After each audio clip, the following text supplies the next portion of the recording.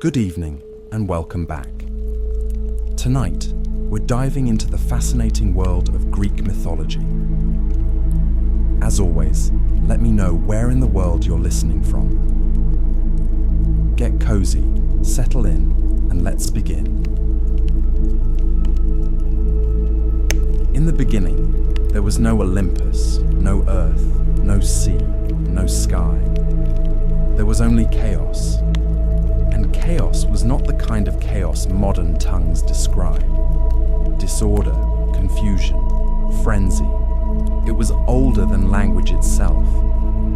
Chaos was a yawning void, a gaping nothingness without form or direction. It was not evil, nor good, nor even neutral. It simply was. From that ancient nothing came the first stirrings of existence. Gaia, the earth, vast and unshaking. Tartarus, the abyss beneath the earth, dark and dreadful. And Eros, the force of love and desire, the binding agent of all future creation. These were not gods as we think of them, not yet, but elemental truths given form. Then came Nyx, the night, clothed in a shadow so thick even chaos recoiled. She was followed by Erebus, the darkness of the underworld, who would dwell beside her in that early silence. From the union of night and darkness came ether, the pure upper air breathed by the gods, and Hemera, the day, who from the beginning was fated to chase her mother endlessly across the sky. Thus, the cycle of night and day was born not through science but through myth, through a family of strange invisible titans who lit and dimmed the sky with each passing hour. Gaia, the earth herself, did not lie idle. She was patient and fertile, and from her own body she brought forth Uranus, the sky, vast and star-strewn. He was both her son and her consort, and when he arched over her, stretching across the heavens, the world found its first shape, a domed sky above a broad and endless plain. Gaia also birthed the mountains, tall and wild, and Pontus, the sea, who surged with a will of his own before ships or sea monsters ever touched his waters. Together, earth and sky became the first great pair, and their union brought forth the Titans, the first generation of powerful beings who would rule the cosmos long before Zeus and his kin rose to power. There were 12 Titans in all, 6 sons and 6 daughters, each vast and elemental in their own right. Oceanus, the encircling river, Hyperion, the lord of light, Coeus, the inquirer, Creus, the constellation bearer, Iapetus, the ancestor of men, and Cronus, youngest and most cunning. Among the daughters, Theia, shining mother of the sun and moon, Rhea, future mother of gods, Themis, embodiment of divine law, Mnemosyne, the memory of all things, Phoebe, the radiant one, and Tethys, the nourishing sea. But Gaia's womb was not finished with them. She bore monstrous children as well, beings of strength and dread. First came the Cyclopes, Brontes, Steropes, and Arges, each with a single eye burning like a forge in the center of their brow. They were the smiths of lightning, strong and simple, and they feared no god nor giant. Then came the Hecatoncheires, the 100-handed ones, each of them enormous and terrible to behold, with 50 heads and 100 arms each, capable of stirring the very foundations of the world when enraged. Uranus, though lord of the sky, trembled at the sight of these monstrous offspring. Ashamed and frightened by their grotesque strength, he forced them back into Gaia's womb, the depths of earth itself, and sealed them there, hidden away beneath layers of rock and grief. Gaia groaned beneath their weight.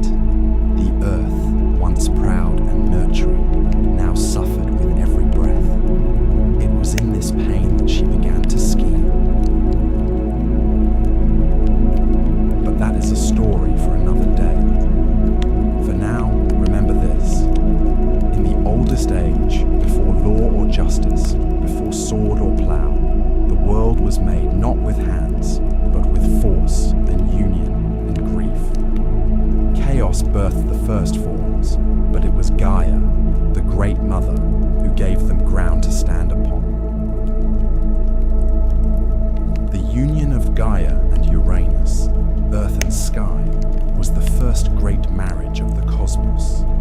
It was not a marriage of altars or witnesses, but of necessity and nature.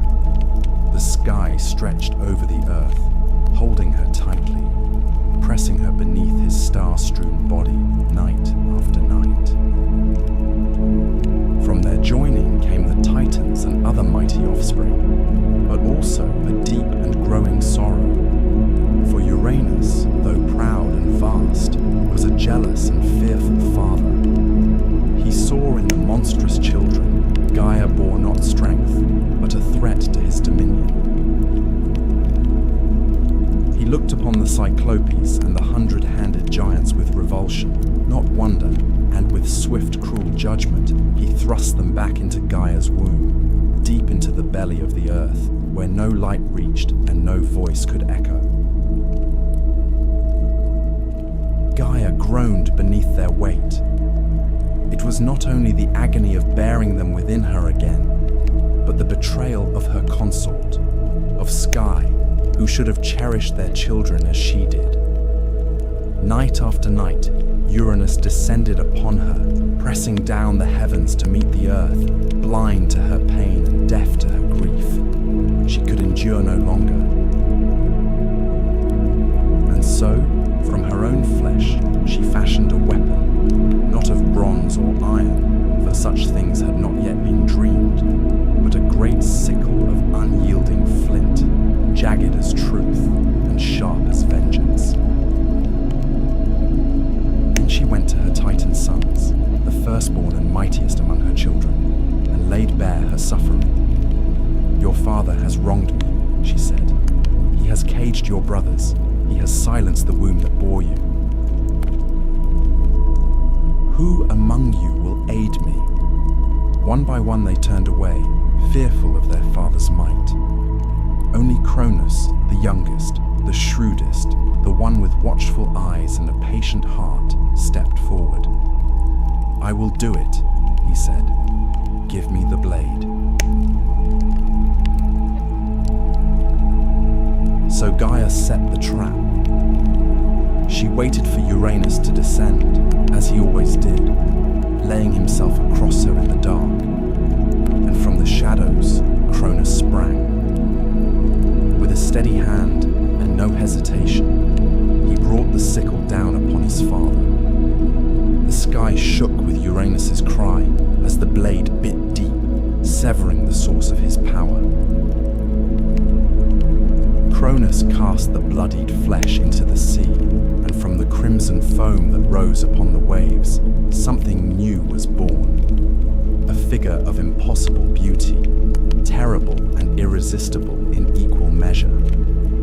From that white froth came Aphrodite, goddess of love and desire, who would later cause kings to fall and empires to burn. She stepped ashore at Cyprus, radiant and serene, untouched by the violence of her origin. But Gaia's vengeance did not end with blood. From the droplets that fell upon the earth sprang other beings, the Furies, cloaked in shadow and vengeance, who would haunt oathbreakers and kinslayers until the end of days.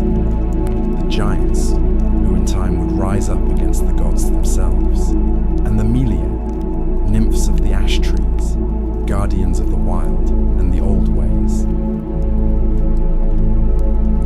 Uranus, wounded and dethroned, vanished into the heavens, leaving the world to his children. Before he fled, it is said he spoke a final curse, one that would ring through time like a bell. "Just as I was overthrown by my son, so too shall he be overthrown by his own." It was not a prophecy he invented, but a truth Gaia had already whispered, and Cronus heard it well. He took the sky's throne and wrapped himself in power, but from the moment he grasped it, he began to fear what his father had warned. Thus ended the reign of Uranus, the first king of the cosmos and began the age of the Titans. Yet already, in the womb of time, the next storm was stirring. With Uranus cast down and the sky no longer pressed so tightly upon the earth, the world breathed anew. The Titans, freed from their father's yoke, now stood tall beneath the heavens, and Cronus, the youngest and most cunning among them, claimed dominion over all. He was not a god of chaos or cruelty, as his father had been in the end, but he ruled with a cautious and suspicious heart. The sickle he had used to bring down Uranus remained hidden, buried in the earth or cast into the sea, its blade remembered but unseen, like a secret sin. Cronus had delivered his mother from torment and his siblings from imprisonment, yet from the very moment he sat the throne of the cosmos, his mind was troubled by the prophecy that had driven him to rebellion. The words of his dying father echoed through him like a second heartbeat, that he, too, would be cast down by his own child. So Cronus took a wife, as kings must. He chose Rhea, his sister, a titaness of gentle strength and deep wisdom, though her name would one day be spoken in the same breath as pain. Together, they ruled through a time that later poets would remember as a golden age, a time when mortals, newly created, lived in peace, free from suffering, untouched by winter or war, and the fruits of the earth ripened without need for toil. It was an age before kings had armies, before men built walls or worshipped temples, when justice moved unseen among humankind and no one locked their doors. But such peace, as the world has always known, does not last. In time, Rhea began to bear children, and as each was born, Cronus remembered his father's curse. He did not hesitate. The moment Rhea placed each newborn in his arms, first Hestia, then Demeter, then Hera, Hades, and Poseidon, he opened wide his jaws and swallowed them whole. Not a trace was left, not a cry, not a cradle, only the knowledge that they were gone, hidden within their father's belly like seeds in winter soil. He told Rhea it was necessary, that he would not suffer the same fate as Uranus, that the throne must be protected.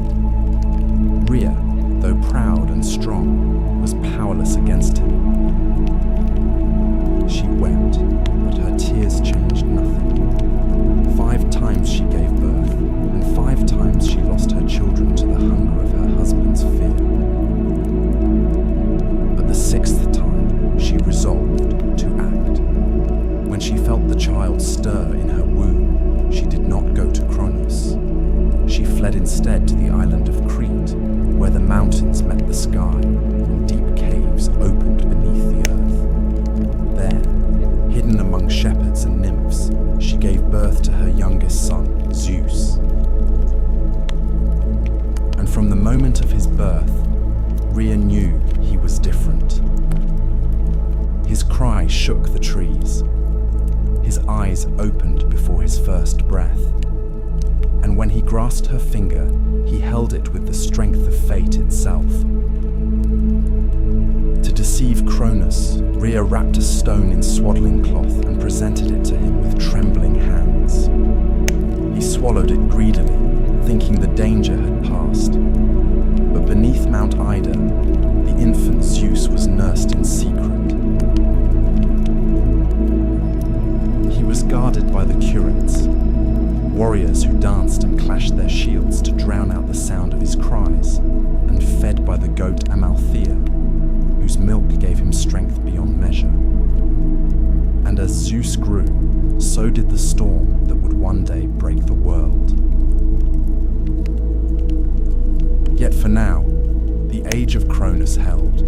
The sky was high, the earth was green, and the Titans ruled from their thrones, oblivious to the gathering wind.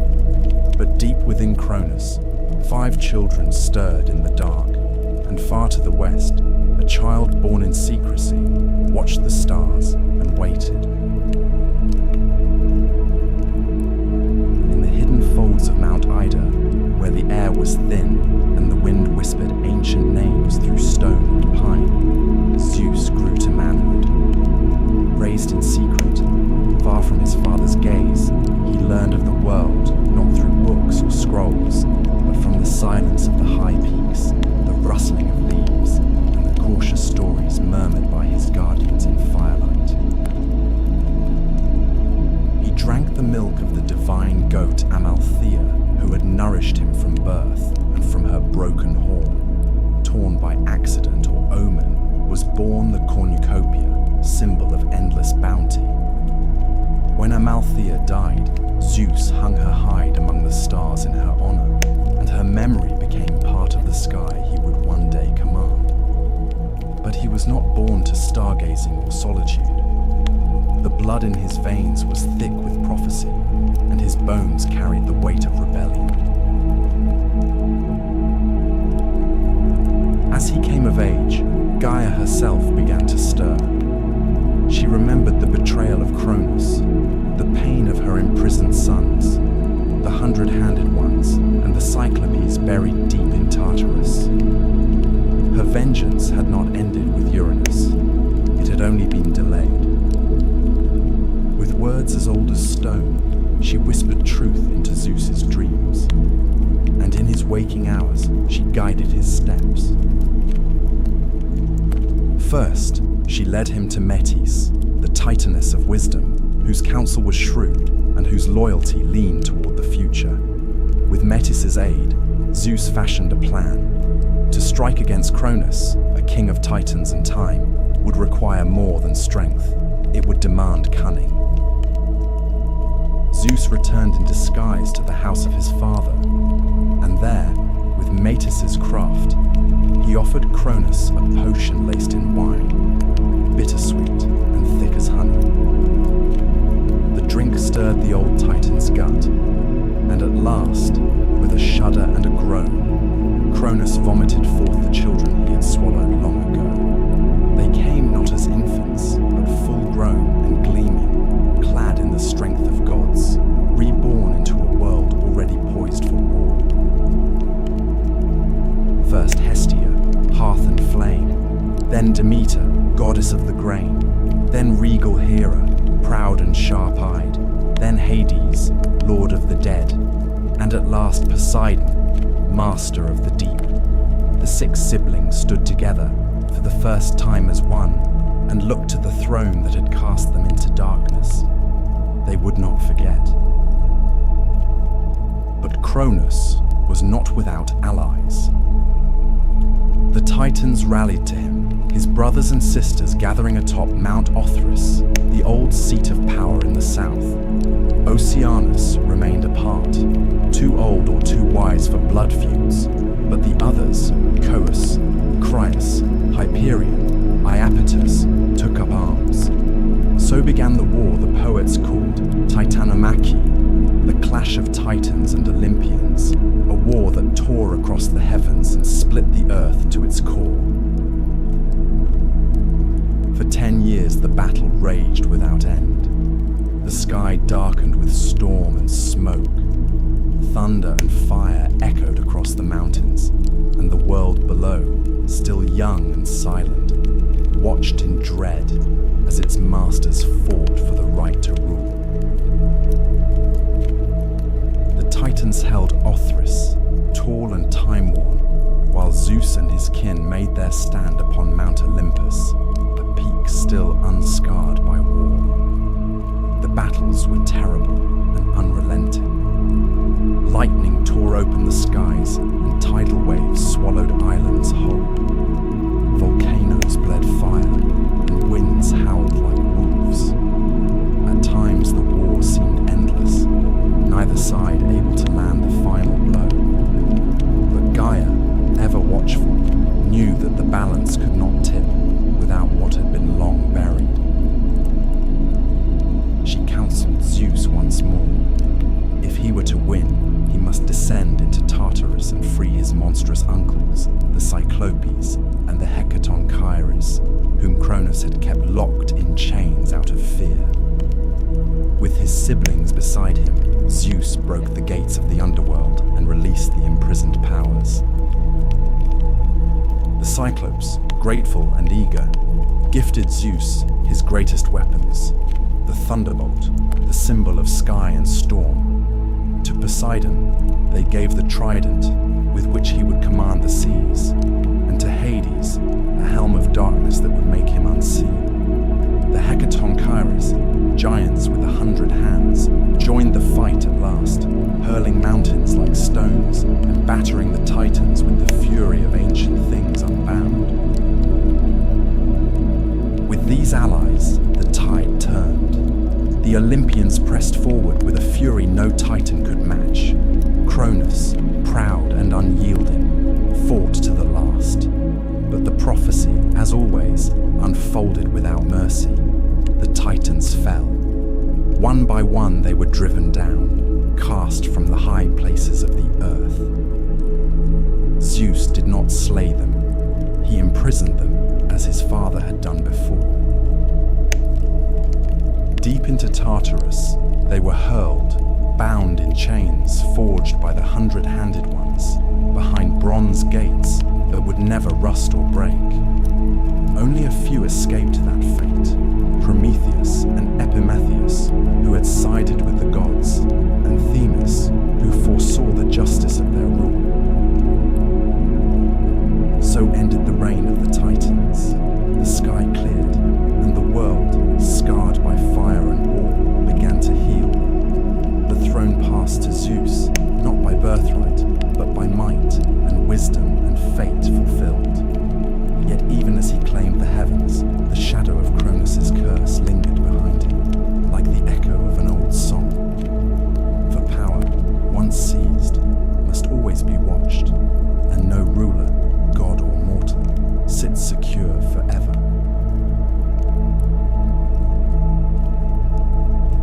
When the war was over and the world lay quiet beneath the sky once more, the victors stood amidst the rubble of creation.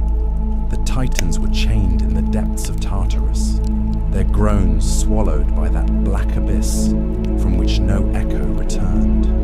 The old order had been broken, but with the storm of war ended, the gods faced a new challenge, perhaps greater than any battle, to rule.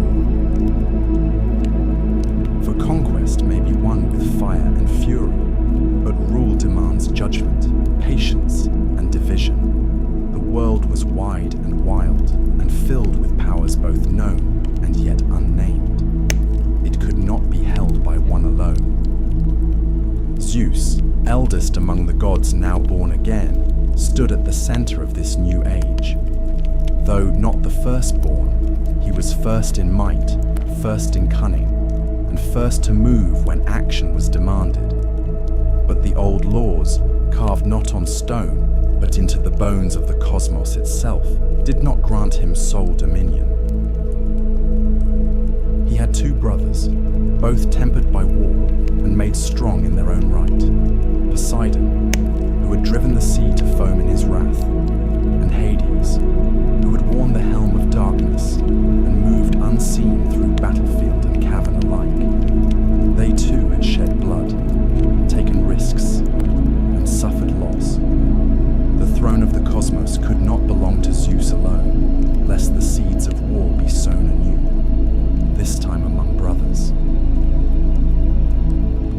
And so the three gathered, Zeus, Poseidon, Hades, and cast lots to divide the realms of the world. Not through bickering or force, but by fate itself did the dice fall. This was no child's game. The casting of lots was sacred, guided by the same power that had spoken through Gaia's whispers and shaped the course of the Titanomachy. They threw the bones and waited. When they landed, the world was drawn into three great dominions. To Zeus fell the sky, the broad heavens, the air between stars and peaks. He became Lord of thunder and rain, master of storm and cloud, and the undisputed king of Olympus. His voice would echo in thunderclaps, his fury would blaze in lightning, and the eagle became his herald, soaring high above all. To Poseidon fell the sea, deep and restless, full of mystery and monsters. He took the oceans, the rivers, and every spring that bubbled from the earth. With his trident, he could shatter cliffs and stir the tides to rage or calm. Beneath the waves, he built a palace of coral and gold, and there he ruled not only over fish and current, but over creatures older than time, sea serpents, leviathans, and things whose names had never been spoken aloud. To Hades fell the underworld, the land of the dead. It was not a prize most would have chosen, but Hades took it with quiet resolve.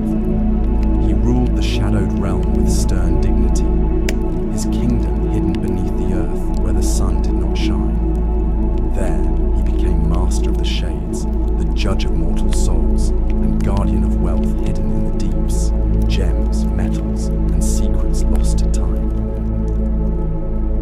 Though men feared his name and whispered it only when necessary, Hades kept the balance between life and death, and it was said he never once broke the laws he was sworn to uphold.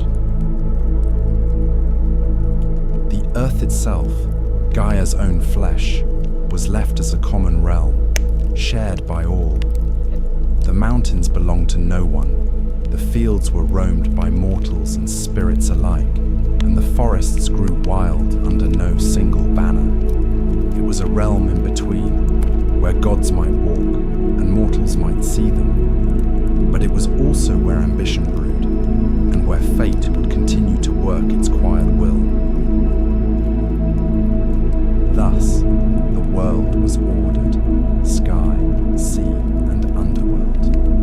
The three brothers, now kings in their own realms, swore not to war among themselves, lest the world break anew. They built their thrones and gathered their followers. On Mount Olympus, high above the clouds, Zeus called the gods to council. There beside him stood his sisters, Hera, proud and sharp as winter ice, Demeter, whose steps awakened spring, and Hestia, ever burning at the hearth of every home.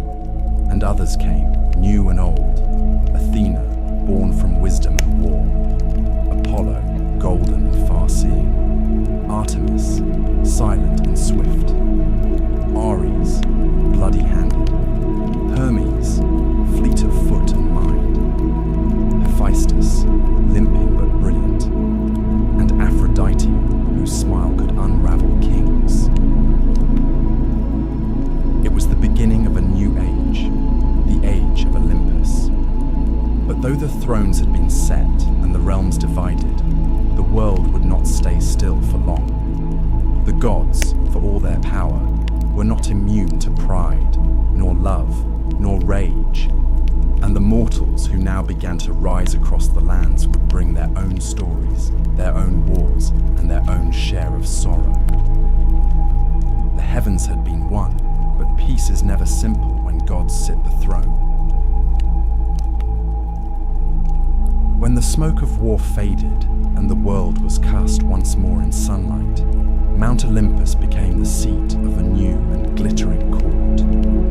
The Titans had ruled from Mount Othrys in the south, harsh, ancient, and wrapped in storm. But Olympus, in the north, stood higher still, its summit crowned in cloud and crowned in myth. The mountain was not merely a place, but a threshold, a place where sky met stone, where the mortal world ended and the divine began. It was here that Zeus, having claimed the heavens by fate and force, gathered the new pantheon of gods. The Olympian court did not mirror mortal kingdoms. There were no brick-paved roads leading to its gates, no heralds announcing guests, no armies stationed at its base. The gods needed no walls to guard them. The air itself served as their boundary, a veil too high for mortal breath. Olympus was said to have no storms, no snow, no decay. Its halls were of marble and cloud, its ceilings vaulted with starlight, and its corridors stretched wide enough for wind to wander freely.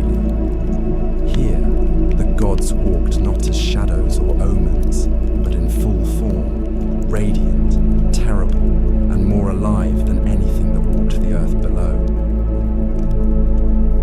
At the summit of Olympus stood Zeus, king of gods and men, seated upon a throne of thunder.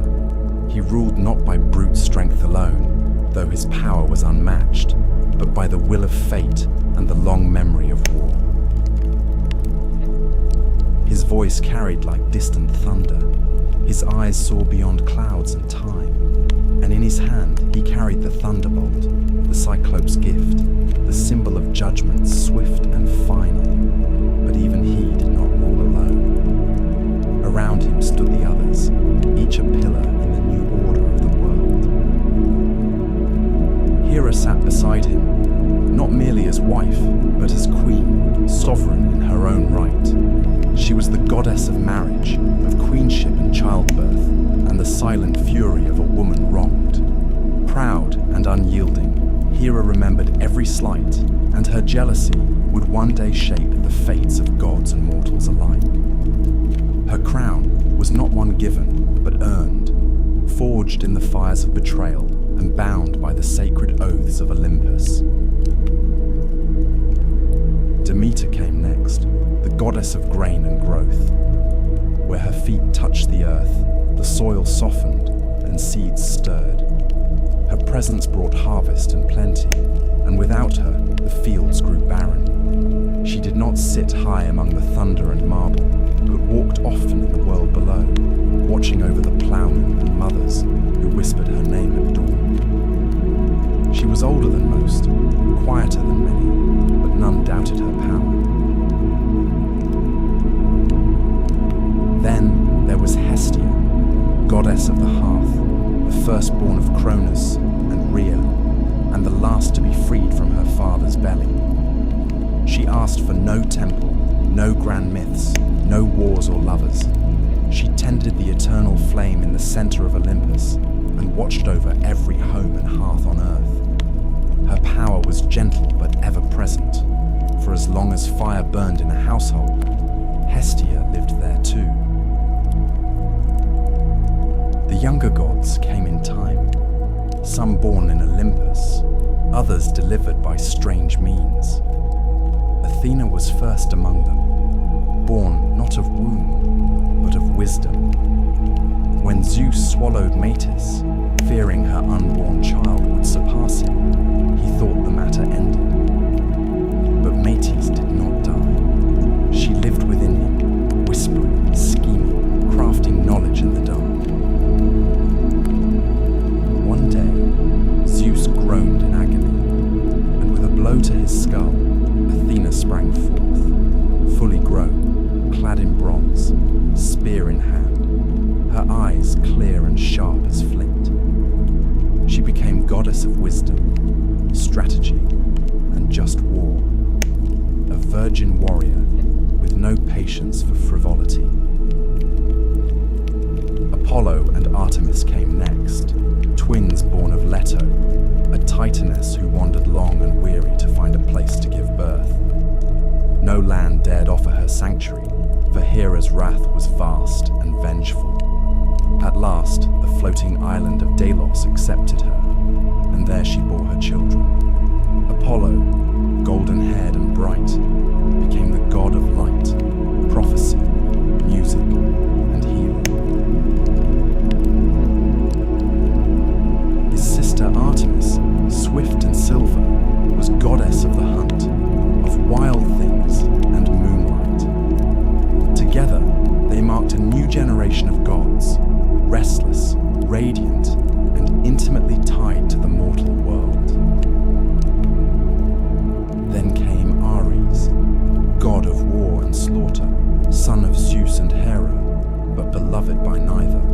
He was strength without discipline, rage without cause, and though his name was feared, he was not often honored. War followed him like a shadow, and he gloried in its chaos, but he was often bested by cunning and wisdom. His opposite was Hephaestus, the lame god of the forge, master of craft and flame. Born of Hera alone, or thrown from Olympus by Zeus, both tales are told, he found solace in metal, building wonders with hammer and fire. From his hands came armor, palaces, and automatons. Though limping and twisted, he was among the most indispensable of the gods. Aphrodite, goddess of beauty and desire, arrived not by birth but by foam, born of Uranus's severed flesh cast into the sea. She rose from the surf at Cyprus, as beautiful as she was dangerous. Love, lust, jealousy, and ruin followed her wherever she went. Even Zeus could not command her fully. She bound gods and mortals alike with a glance, and though she smiled often, it was never without consequence. Hermes, the trickster and herald, came last of this early court, son of Zeus and the nymph Maya. He moved swiftly between worlds, winged sandals at his feet, and a mischievous grin on his lips. He stole Apollo's cattle on the day of his birth, sang a song to cover the theft, and made himself indispensable before he could walk. He became the messenger of the gods, guide of souls, patron of thieves and travelers. Where Hermes went, borders dissolved. This was the Olympian court, a gathering not of saints, but of powers, raw, flawed, radiant, and vast. They quarreled as siblings do, took sides in mortal affairs, fell in love, betrayed each other, waged petty rivalries, and enacted divine justice. But above all, they ruled. From Olympus they watched the world below and shaped it to their will. The age of Titans was gone, but in its place came an era of stories, of gods who walked among men, of heroes born from their unions, and of a world forever changed by the hands of the divine. The world had its rulers now, but peace, as ever, was a fragile thing, and fate had not yet spoken its last word. Long before men raised cities of marble or carved their prayers into stone, there were no humans upon the earth. The gods ruled alone, their courts high upon Olympus, their domains vast and varied. The world beneath them was green and wild, teeming with beasts and silent mountains. But there were no hands to till the soil, no voices to sing to the stars, no fire to warm the night. It was Prometheus, a titan of the old blood, who first imagined the shape of man. He was no friend to Cronus, nor was he ever counted among those chained in Tartarus. During the War of the Titans, Prometheus had sided with Zeus, not out of love or loyalty, but out of foresight, for he bore the gift of prophecy, and he knew which way the storm would break. Prometheus's name meant forethought, and it suited him. He was brother to Epimetheus, whose name meant afterthought, and never was a pair of brothers more different. Where Epimetheus acted in haste and repented in leisure, Prometheus saw farther, thought longer, and questioned the justice of every decree, even those issued by the king of the gods himself. He walked the line between Titan and Olympian, old world and new, a creature of reason in a cosmos ruled by passion and power. It was he who first shaped mankind. Some say he sculpted them from clay beside the banks of a river, his fingers smoothing mud into limbs, his breath giving them life. Others claim he molded them in the image of the gods, upright and thoughtful, gifted with a spark of invention. But however it happened, the first men were made, and they were weak, soft of skin, slow of foot, clawless, fangless, and lacking in both fur and fire. They were naked beneath the sky, trembling in winter, defenseless against the beasts of the world. Prometheus looked upon them and pitied them. He went to Olympus and asked that man be given a gift, something to help them survive, something to raise them above the level of animals. But Zeus refused. He saw in mortals not promise, but peril. The God King had only just seized his throne and was wary of new forces rising beneath him. Let them live, he said, but let them fear. Let them know their place beneath the gods. Fire, he declared, was the privilege of immortals. The hearth flame of Hestia, the thunderbolt of Zeus, the forge of Hephaestus, these were not for mortal hands. But Prometheus, stubborn and just, did not yield. In secret, he climbed to the heavens, stole a flame from the forge of Hephaestus, and hid it in a hollow fennel stalk. Carrying it down from Olympus, he gave it to man. For the first time, fire crackled beneath the stars. Smoke rose in spirals above the treetops. Light pushed back the darkness. With fire came warmth, safety, cooking, metal, language, craft. Humanity, once cold and voiceless, began to build. And with fire came defiance too. Zeus was not long in discovering the theft. His fury was terrible. To punish mankind, he commissioned the gods to create a gift, though it was a curse in disguise. Hephaestus shaped her from clay, a woman of perfect beauty. Aphrodite gave her charm, Hermes gave her cunning, and Athena clothed her in silver raiment. Her name was Pandora, meaning all gifted, and she was given a sealed jar, mistranslated in later ages as a box, containing the sorrows of the world, disease, toil, grief, madness, envy, and death itself. Epimetheus, ever the fool, took her into his home despite Prometheus's warnings. And when Pandora, driven by curiosity, the final gift of the gods, opened the jar, the evil spilled out into the world, like smoke from a fire too long confined. Mankind, who had known peace in their brief golden youth, now found themselves hunted by fate. Hunger gnawed at their bellies. War bled them dry. Age stooped their backs. Only hope remained inside the jar, some say by accident, others say by design. A flickering light amid the gloom. But Prometheus's punishment had not yet come. For the crime of defying Olympus, Zeus ordered him chained to a mountain at the edge of the world. Some say the Caucasus, others say a place lost to myth. There he was bound in adamantine chains, unbreakable and eternal. Each day, an eagle born of Typhon or sent by Zeus would descend and feast upon his liver. Each night, it would grow back, and each morning the torment would begin again. He was immortal, and so the suffering could not kill him. He endured it for generations, long after kingdoms rose and fell, long after men forgot the gods who made them. And yet, even in chains, Prometheus did not repent. He knew a secret, the truth Zeus feared above all, that one day the king of the gods would fall, not by blade or rebellion, but by his own seed. It was this knowledge that protected Prometheus, for Zeus could not destroy him without first uncovering the name of the woman who would bear his doom. So the Titan waited, bound but unbowed, as men lit fires in the dark and told stories of the one who had dared to steal from the gods. The gods, for all their glory, were not alone in shaping the world.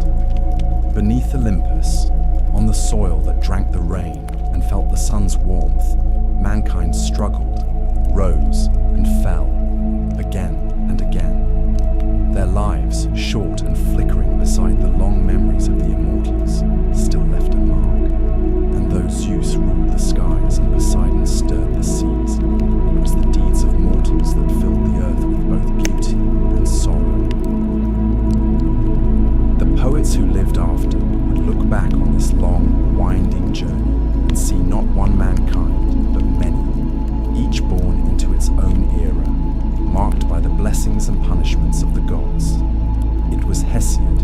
Boeotian farmer and poet, who first set these ages into words, dividing the long march of human existence into 5 distinct epochs: gold, silver, bronze, heroic, and iron.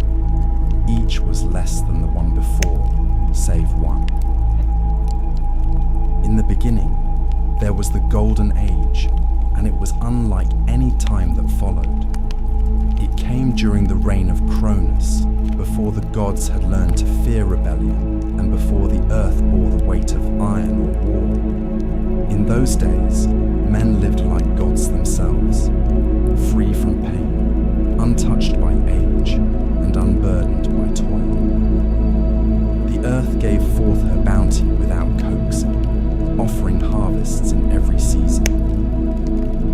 There was no need for laws or swords, no need for kings or coins. These early mortals knew no hunger, no sickness, no grief. When their time came, they did not wither or suffer, but died as if falling into sleep, their spirits becoming guardians, pure and watchful, wandering the world as kindly daimones, protectors of justice and peace. Theirs was a life of harmony, and theirs was the closest any mortal would ever come to Eden. But the Golden Age passed, as all golden things do. With the fall of Cronus and the rise of Zeus, the Silver Age dawned, a time of beauty dimmer and souls less noble. These mortals grew tall and strong, living long lives, but they lacked the wisdom and restraint of the golden race. They lingered in childhood for 100 years, ignorant and pampered, only to grow into violent, arrogant men who refused to honor the gods or heed their decrees. They built no temples, gave no offerings, and mocked the laws of Olympus. For this, Zeus struck them down. Their spirits did not become guardians or watchful daimons, but faded into the underworld, pale and forgotten. Theirs was a race lost to pride and disobedience, a mirror of divine fear come true. Then came the Bronze Age, born of ash trees, the same trees used for spears and shields. These were not gentle men. They were creatures of war, mighty and hard, their very flesh said to be forged from bronze. Their homes were bronze, their tools were bronze, their hearts seemed cast from the same metal.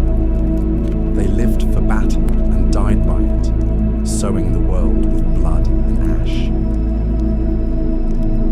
They were terrible to behold, but not evil, only driven by the rhythm of war drums and the clash of arms. They built no cities, wrote no poems, carved no statues. When they died, they left little behind but shattered swords and empty fields. Even the gods did not mourn their passing. They sank into Hades without echo or prayer. Yet not all decline is steady. From the blood and smoke of the Bronze Age rose a brief and brilliant light, the Heroic Age, a time unlike any other. It was not part of the descent, but an interlude of glory before the fall. These mortals were greater than those who came before or after. They were the demigods, the sons and daughters of gods and men. They built cities, sailed seas, and carved their names into the memory of the world. This was the age of Perseus and Heracles, of Theseus and Atalanta, of Jason and the Argonauts, of Hector and Achilles and Odysseus. They fought great wars against monsters, against foreign kings, and finally against each other at Troy. Many died young, and many more died forgotten, but their stories lingered, carried in song and stone, in epics and prayers. Some were granted a place in the Isles of the Blessed, far beyond ocean's edge, where heroes dwell in peace and sunlight forever. The Heroic Age did not last, but while it burned, it lit the world. And then came the age that Hesiod called his own, the Iron Age, where we still dwell. This is a time of sorrow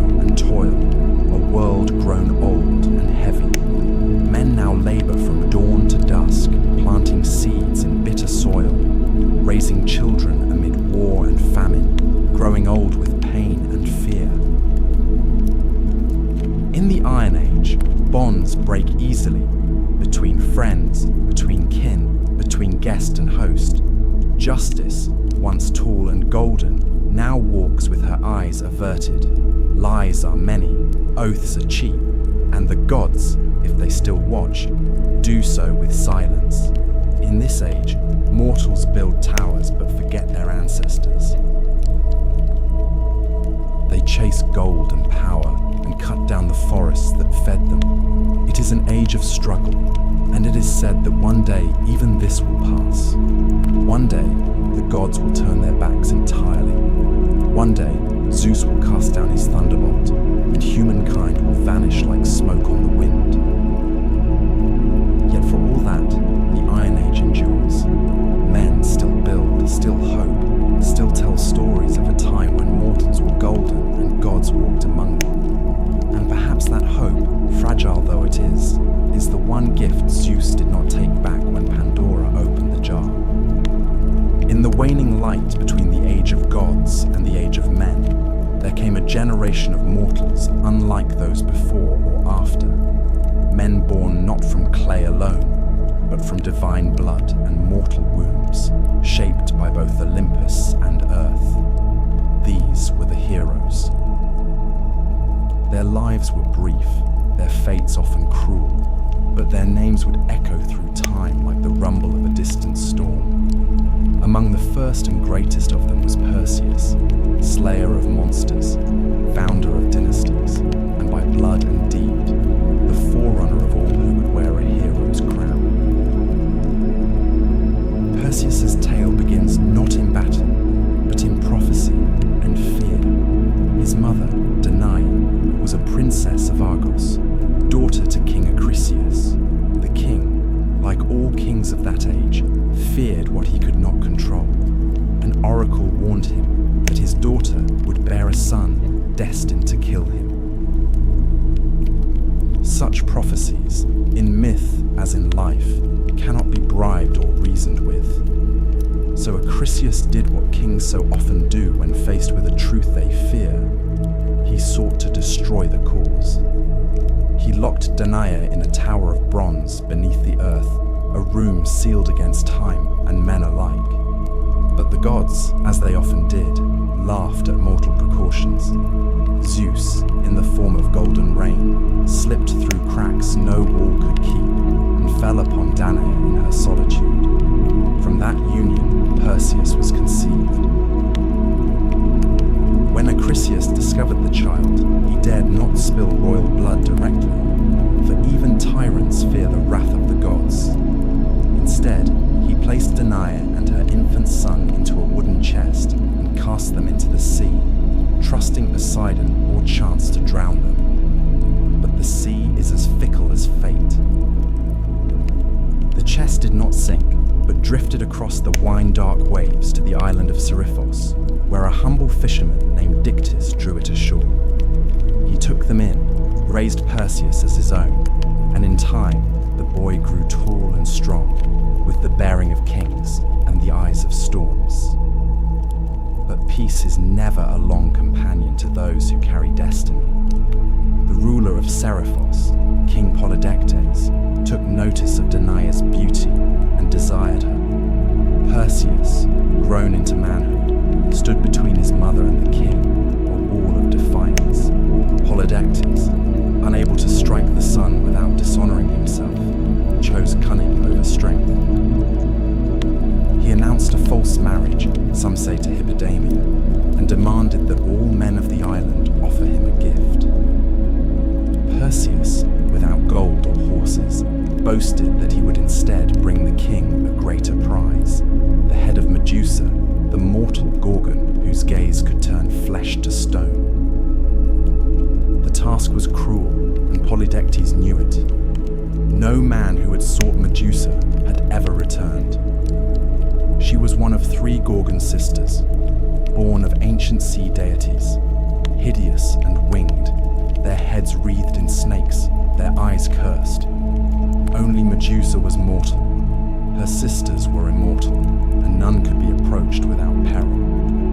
But the gods, who watched the world with curious eyes, favored Perseus. born from her father's head, and never one to forget a slight. Medusa, after all, had once been a maiden in her temple, until Poseidon's violence and pride had defiled it, lent her shield to the young hero. It was polished like a mirror, and in its reflection, one could look upon a Gorgon without meeting her gaze. Hermes, swift and shrewd, gave him a curved sword and winged sandals to fly, and directed him to the Graia, the Grey sisters who shared a single eye between them and knew the secret path to the Gorgon's lair. Perseus, through wit and will, stole their eye and bargained for the truth. They told him of the nymphs who kept the sacred items he would need, the helm of Hades, which made its wearer invisible, Akibisis, a magical sack to contain the Gorgon's head, and knowledge of the place beyond ocean's edge, where night never lifts and the Gorgons sleep among ancient stone. Armed with these divine gifts, Perseus flew over sea and desert until he reached the ends of the earth. He found them sleeping, Medusa and her sisters, curled in a shadowed grove, ringed by the statues of those who had come before. Perseus dared not look directly, and so with Athena's shield held before him, he walked backward, step by cautious step, until he stood over the sleeping Gorgon. With one swift stroke, he severed her head, and from her blood sprang Pegasus, the winged horse, and Chrysa, the warrior with a golden blade, children of Poseidon, born in death. As Medusa's sisters screamed and clawed the air, Perseus vanished into mist, hidden by the helm of darkness. The deed was done. He returned by the long road, his prize heavy in the sack, its power undiminished. On the way, he passed the shores of Ethiopia, where the sea god had sent a monster to punish King Cepheus and Queen Cassiopeia for their vanity. Their daughter, Andromeda, had been chained to a rock as sacrifice. Perseus, beholding her beauty and innocence, slew the beast, turned it to stone with the Gorgon's head, and claimed her as his bride. She would follow him westward, becoming the mother of his line. When at last he returned to Seriphos, Polydectes scoffed at his tale. So Perseus reached into the sack and withdrew the severed head. The king and his court were turned to stone where they stood. Dictys, the fisherman who had shown kindness to a mother and her child, became king in his stead. The cycle of cruelty was broken, if only for a time. But prophecy, once spoken, is not so easily undone. Perseus journeyed to Argos, where King Acrisius, still haunted by the words of the oracle, fled rather than face the boy he had once condemned to death. Yet fate does not forget. At the funeral games of a neighboring king, Perseus, throwing a discus, struck an old man in the crowd, Acrisius, his grandfather, who died without ever knowing that his death was no murder, but an accident long foretold. So the circle closed, as they always do in myth. Perseus had fulfilled the prophecy, though not by malice. He had slain a monster, saved a maiden, founded a line of kings, and carried the weight of fate with dignity. He would not live forever, but his name would. For from his blood would come Heracles, and from Heracles, the next chapter in the story of the gods and men. If Perseus was the first great hero, Heracles was the mightiest. His name, like thunder over distant mountains, carried weight across every land touched by Hellenic breath. He was not merely strong, but larger than life itself, straddling the border between man and god, joy and grief, triumph and tragedy. He was the great-grandson of Perseus, a scion of Argos, and a son of Zeus. And though the gods would bless him with strength, they would curse him with suffering. His birth was itself a trick of time. Zeus, ever lustful, desired Alcmene, wife of the Theban general Amphitryon. Disguised as her husband, the king of gods lay with her, extending a single night into threefold length. From that union came Heracles, and from Amphitryon, a twin, Iphicles, mortal and unblessed. Hera, as always, watched from her throne with a cold and bitter eye. She knew her husband's ways, and she knew too well the threat that this child, half god though he was, might one day pose to her own dominion. Even in the cradle, Heracles bore the mark of the divine. Hera, seeking to destroy him early, sent 2 serpents into the nursery to strangle the infant. But the child reached out with plump hands and throttled them both, one in each fist, before any nurse could scream. From that moment, his fame began to grow. As a youth, he trained in all the arts befitting a nobleman: music, archery, wrestling, and chariot driving. Yet there was something wild in him, a restlessness of soul that no lyre or tutor could tame. Manhood brought him both love and ruin. He married Megara, daughter of the Theban king Creon, and for a time lived in peace, fathering sons and defending his city.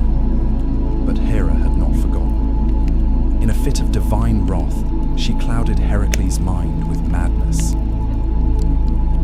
Raging through his own halls, he slew his wife and children with the same hands that had once cradled them. When the madness passed and his vision cleared, he beheld the blood and ruin of his own house. His cries reached Olympus, but no god answered.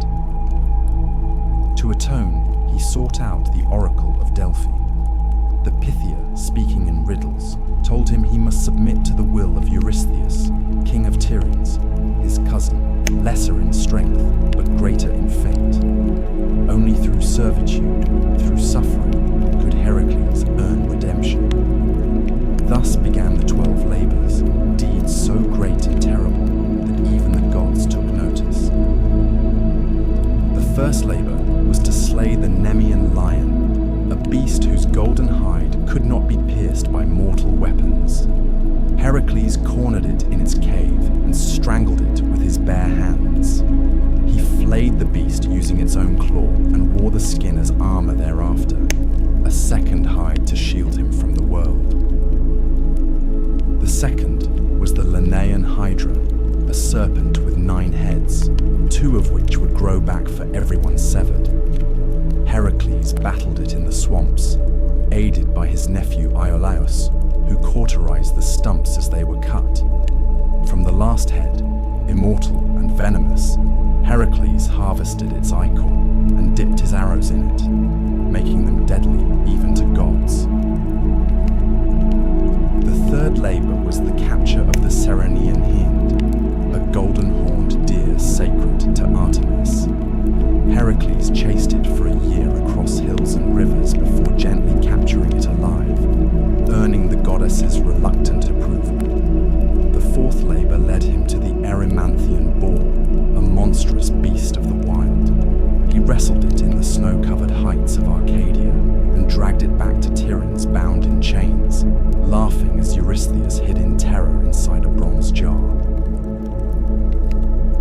The fifth task was less glorious: to clean the Augean stables, home to thousands of cattle, untouched by broom or shovel for decades.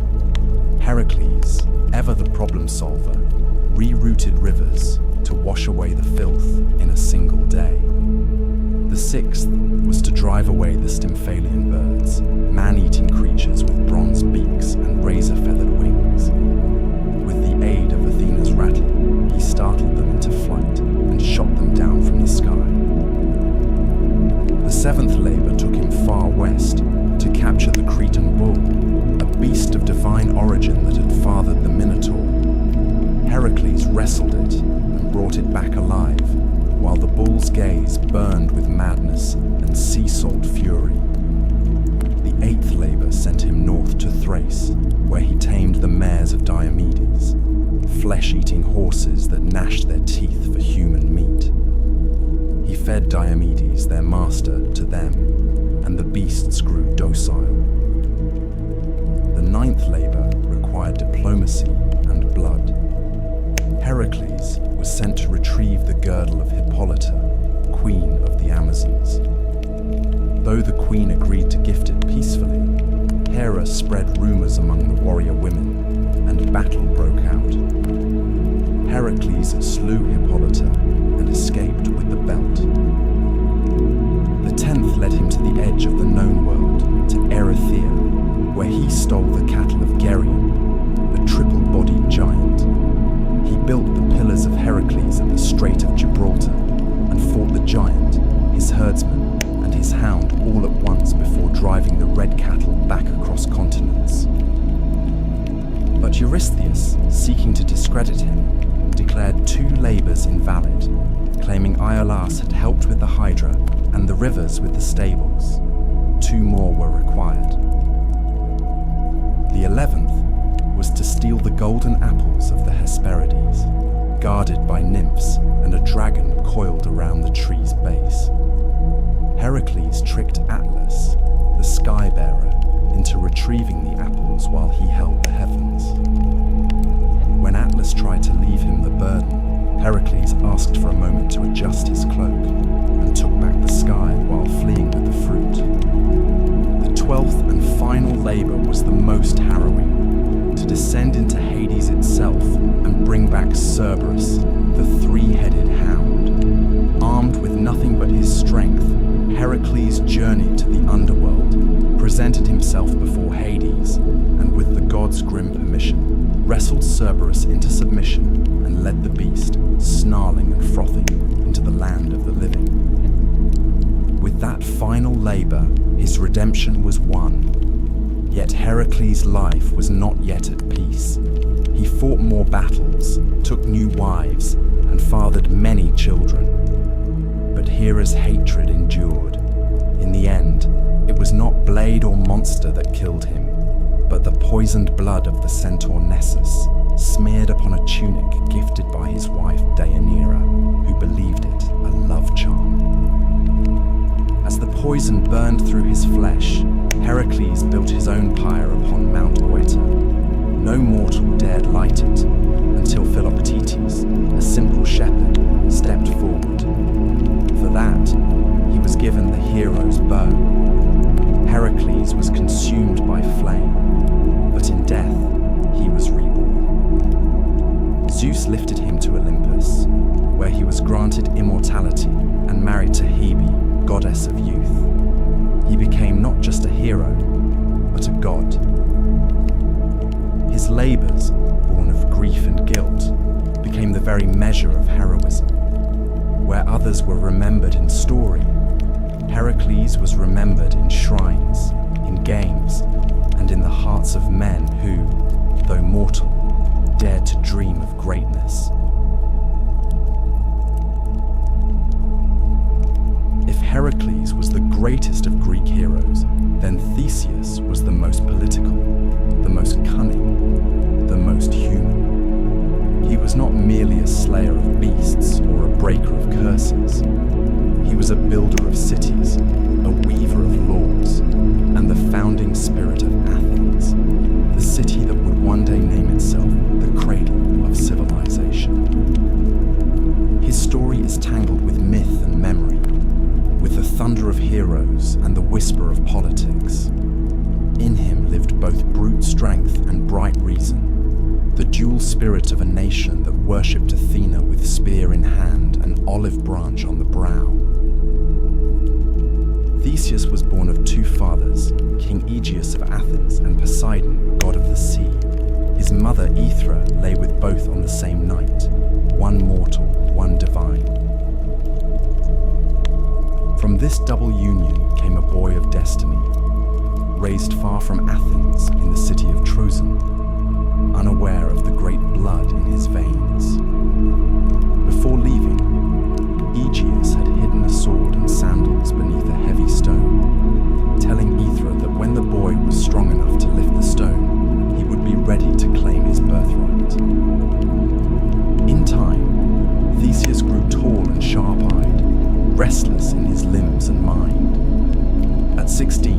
removed the stone with a grunt and a grin, and took up his father's tokens. Many would have travelled the easy road to Athens by sea, but Theseus chose the land route, the longer, more perilous way, for he believed that true kingship must be earned, not inherited. And so began the 6 labours of Theseus, not vast or godlike like Heracles' trials, but earthy and intimate, each a monster of the road, a terror to the common man. He defeated Periphetes, the club-bearer, taking his weapon as a symbol. He slew Sinis, who tied travellers to bent pine trees and tore them in two. He pushed Siren from the cliffs into the sea, ending the reign of a man who forced passers-by to wash his feet, only to kick them to their deaths.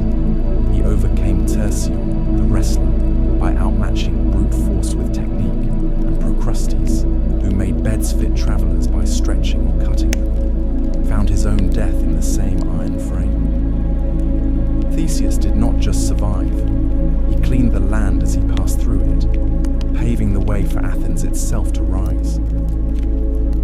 When he arrived in Athens, King Aegeus did not recognize him. The queen, Medea, now wife to Aegeus and still seething with old sorceries, saw the threat in the boy and urged the king to poison him. But Theseus presented the sword and sandals, and at the last moment Aegeus cast the cup aside, embracing his son before all the court. Joy, of course, never lingered long in myths. Trouble was already stirring in the east. For years, Athens had suffered under a bitter tribute. In a war with the island of Crete, Athens had been defeated, and as punishment, King Minos demanded 7 young men and 7 maidens be sent every 9 years to feed the Minotaur, a monstrous half-man born of lust and vengeance, kept in a twisting labyrinth beneath the palace at Knossos. This creature had been born from Minos' pride. When Poseidon sent a bull from the sea, Minos was meant to sacrifice it, but instead he kept it for himself. In punishment, the gods cursed his wife, Pasiphae, to fall in love with the beast. From their unnatural union came the Minotaur, Asterius, horned and violent, a living shame sealed away in the maze designed by Daedalus, the great inventor. Theseus, learning of the tribute, volunteered himself among the chosen. He would go not as a lamb to slaughter, but as a hunter into the lair. Before departure, he promised his father that if he succeeded, he would return with white sails upon his ship. If he failed, the sails would remain black.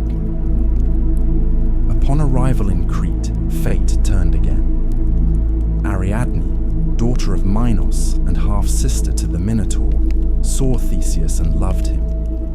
She gave him a gift, a ball of thread, a clue, and the secret to the labyrinth's winding paths. That night, Theseus entered the maze. In its dark coils, where stone turned endlessly into stone, he found the beast. They fought without words, one prince against one nightmare. Theseus, armed with skill and a sharpened blade, struck the creature down, then followed the thread back into the light. He fled with Ariadne and the freed Athenians, sailing into the Aegean. Yet love, in Greek stories, is never simple. On the island of Naxos, Theseus abandoned Ariadne. Some say Dionysus claimed her for his own. Others say Theseus feared what a Cretan bride might mean for an Athenian throne. She woke alone and wept beneath unfamiliar stars. Theseus continued home, but in his sorrow or forgetfulness, he failed to change the sails. From the cliffs of Athens, King Aegeus saw black on the horizon and believed his son dead. Grief-stricken, he leapt into the sea, which still bears his name, the Aegean. Now king, Theseus did not rest. He unified Attica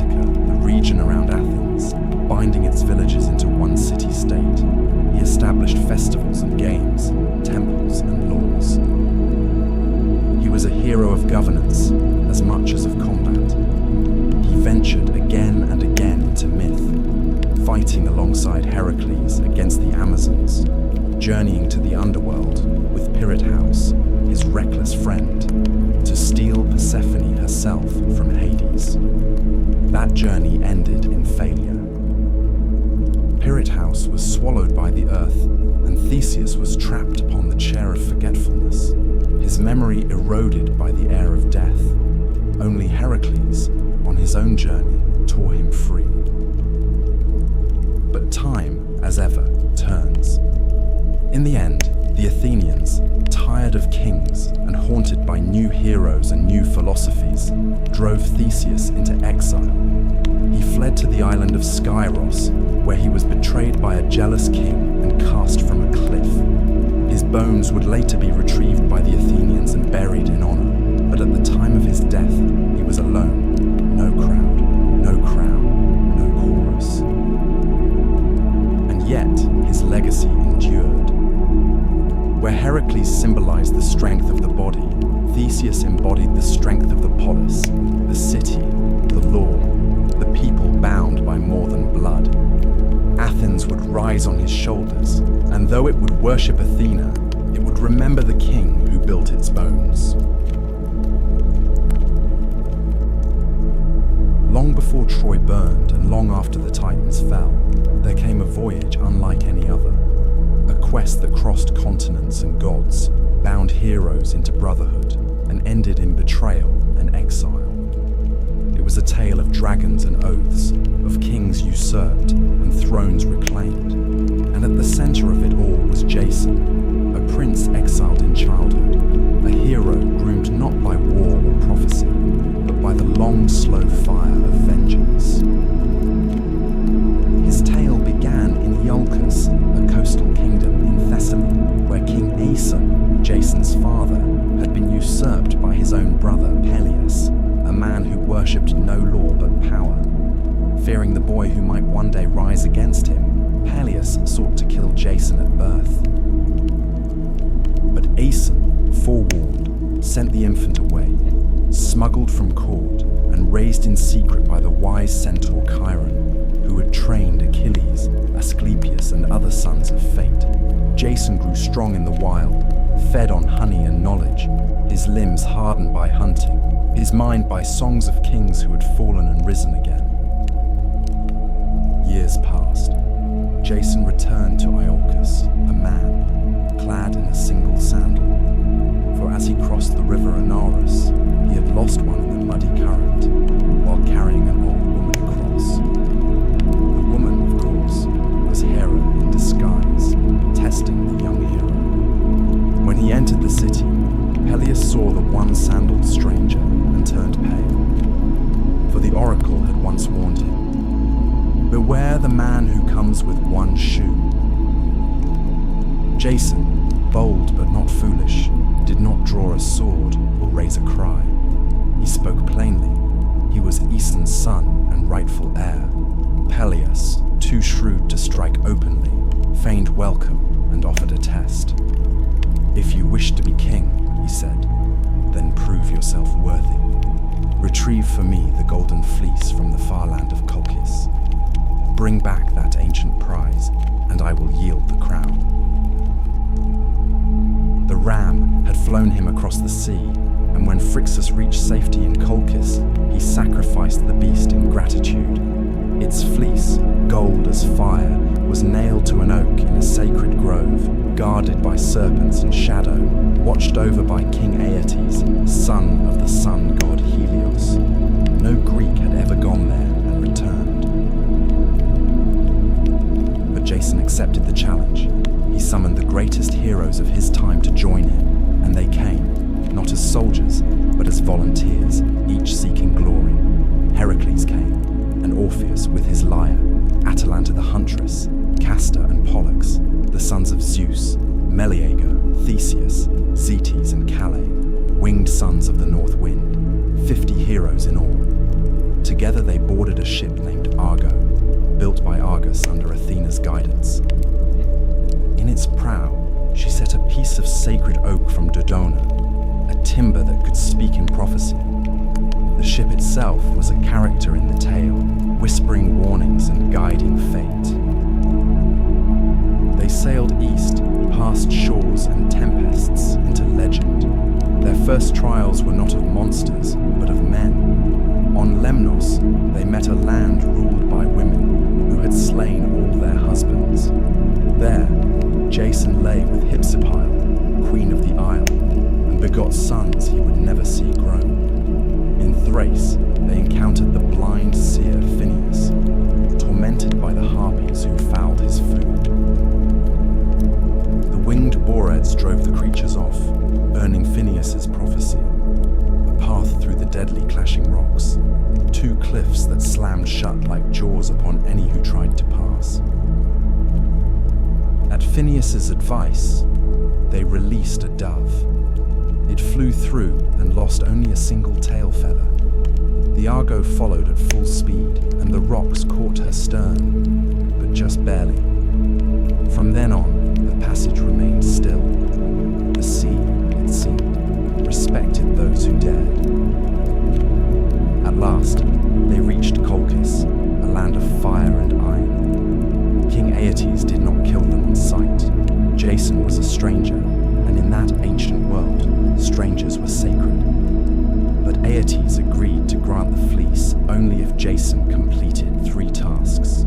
Yoke fire-breathing bulls, plough a field with them, sow it with dragon's teeth, and then defeat the warriors who would rise from the soil. These were not tests of courage, but of impossibility. It would have ended there had the gods not intervened. Eros, at Hera's urging, struck Medea, daughter of Aeetes, with an arrow of love. She was a priestess of Hecate, versed in herbs and poison, untouched by men, cold as moonlight. But at the sight of Jason, her heart betrayed her. She gave him a potion to shield him from flame, taught him to hurl a stone among the earthborn warriors so they would turn on one another, and at last led him to the fleece itself, guarded by a serpent that never slept. Medea sang spells, and the beast sank into slumber. Jason seized the fleece, brilliant and soft as molten gold, and fled with Medea into the dark. Aeetes pursued them with ships, but the lovers had bought time with blood. Medea had taken her young brother Absyrtus, cut him into pieces, and scattered them in the sea, forcing her father to stop and gather the limbs for burial. The Argo slipped away, stained by crime and magic. Their return was a wandering, past Scylla and Charybdis, through lands of danger and delay. At length, they returned to Iolcus, but Peleus refused to yield the crown. Medea, in vengeance, tricked his daughters into cutting him to pieces and boiling him alive, claiming it was a spell of rejuvenation. Horrified, the people rose up. Jason, now tainted by treachery, was exiled. He fled to Corinth, where he and Medea lived for years in uneasy peace. But Jason, ever seeking legitimacy, cast Medea aside and chose a Corinthian princess for marriage. Medea, wronged and vengeful, unleashed a fury no man could endure. She poisoned the bride's gown, burning her to ash, and murdered her own sons by Jason. Then she fled, carried away in a chariot drawn by dragons, a gift from her grandfather Helios. Jason, broken, returned to Iolcus. In his final days he wandered among ruins, forgotten. One day, resting beneath the Argo, now dry-docked and decaying, a beam broke loose and struck his skull. So passed the great hero, not in battle, not in glory, but in silence, beneath the bones of his past. Yet the tale of Jason endured, for in the quest for the fleece, in the gathering of heroes, in love turned sour and greatness undone, Greece found one of its most enduring myths, the promise and price of ambition.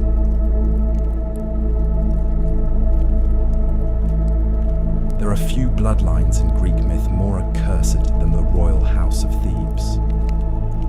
Where most heroes battled monsters or sailed for distant thrones, the Theban kings fought their own kin and warred against the past itself.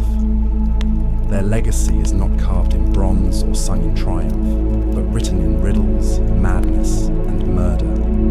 Even the city's foundation was steeped in omens and unrest. Thebes began with a quest. Cadmus, a Phoenician prince and brother to Europa, set out to find his sister after Zeus abducted her in the guise of a white bull. Unable to recover her, Cadmus sought guidance from the oracle at Delphi, who told him to abandon his search and instead follow a cow until it lay down. There, he was to found a city. Obedient, he wandered until the beast collapsed upon a hill. But when Cadmus sent his companions for water, they met their deaths at the hands of a serpent, sacred to Ares, guarding a spring. Cadmus slew the serpent himself, and at Athena's bidding, sowed its teeth into the soil. From the earth sprang armed warriors, the Spartoi, or sown men, who turned on one another until only 5 remained. These 5 became the noble families of Thebes, and Cadmus their king. But the slaying of Ares' serpent drew divine wrath. Cadmus served the war god for 8 years in penance.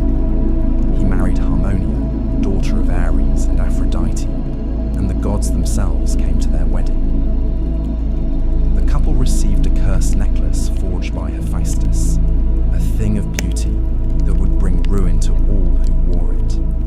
And so the doom of Thebes began not in hatred, but in celebration, cursed by beauty and blood. Generations passed. Cadmus's daughters would meet cruel fates. Ino went mad and threw her child into the sea. Autono's son Actaeon was torn apart by his own hounds after glimpsing Artemis bathing.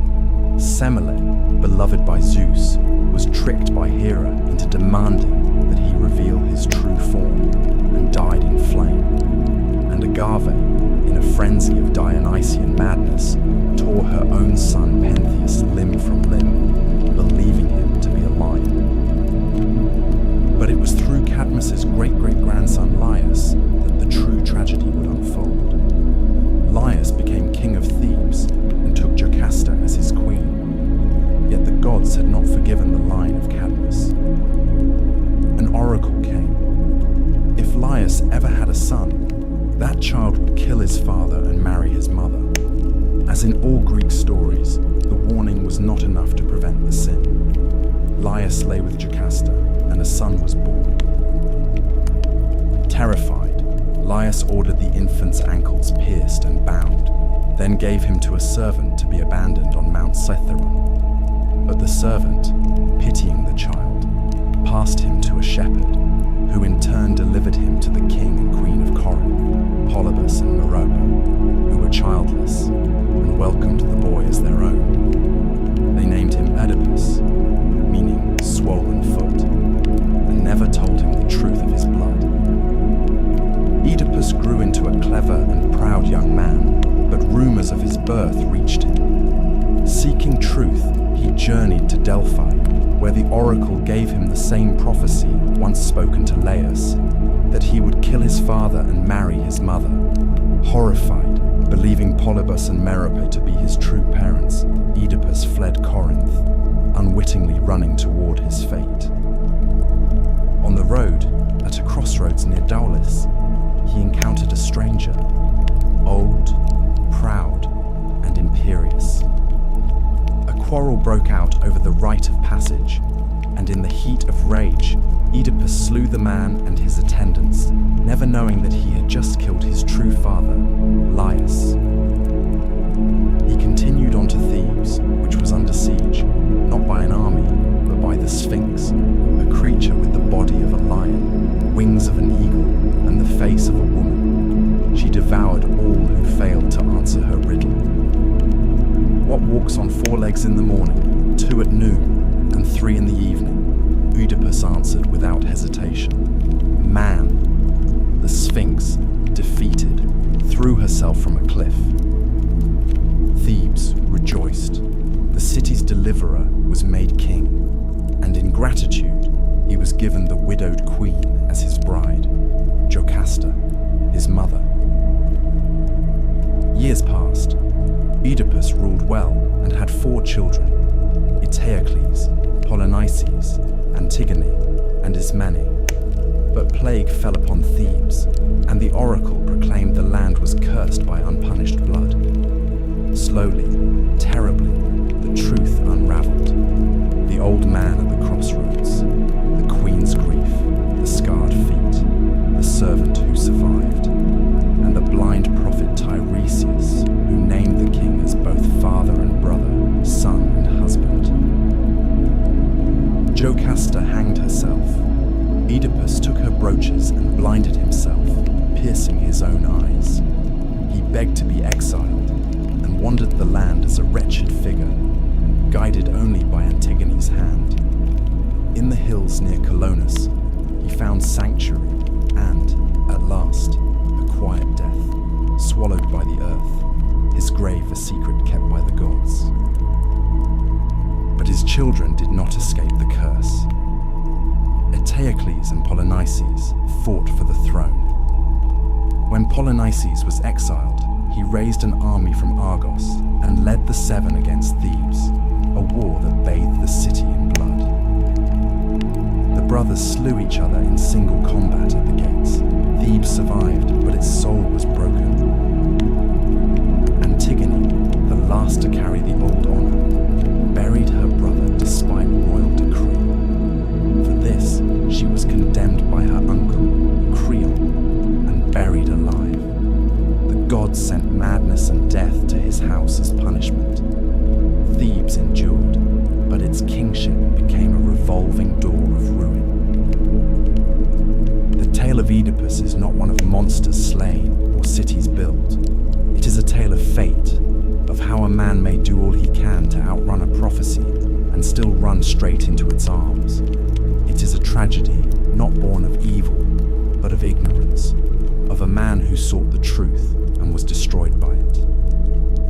The house of Thebes, for all its glory, was built upon the bones of serpents and riddles, and no riddle, no matter how cleverly answered, can change the will of the gods.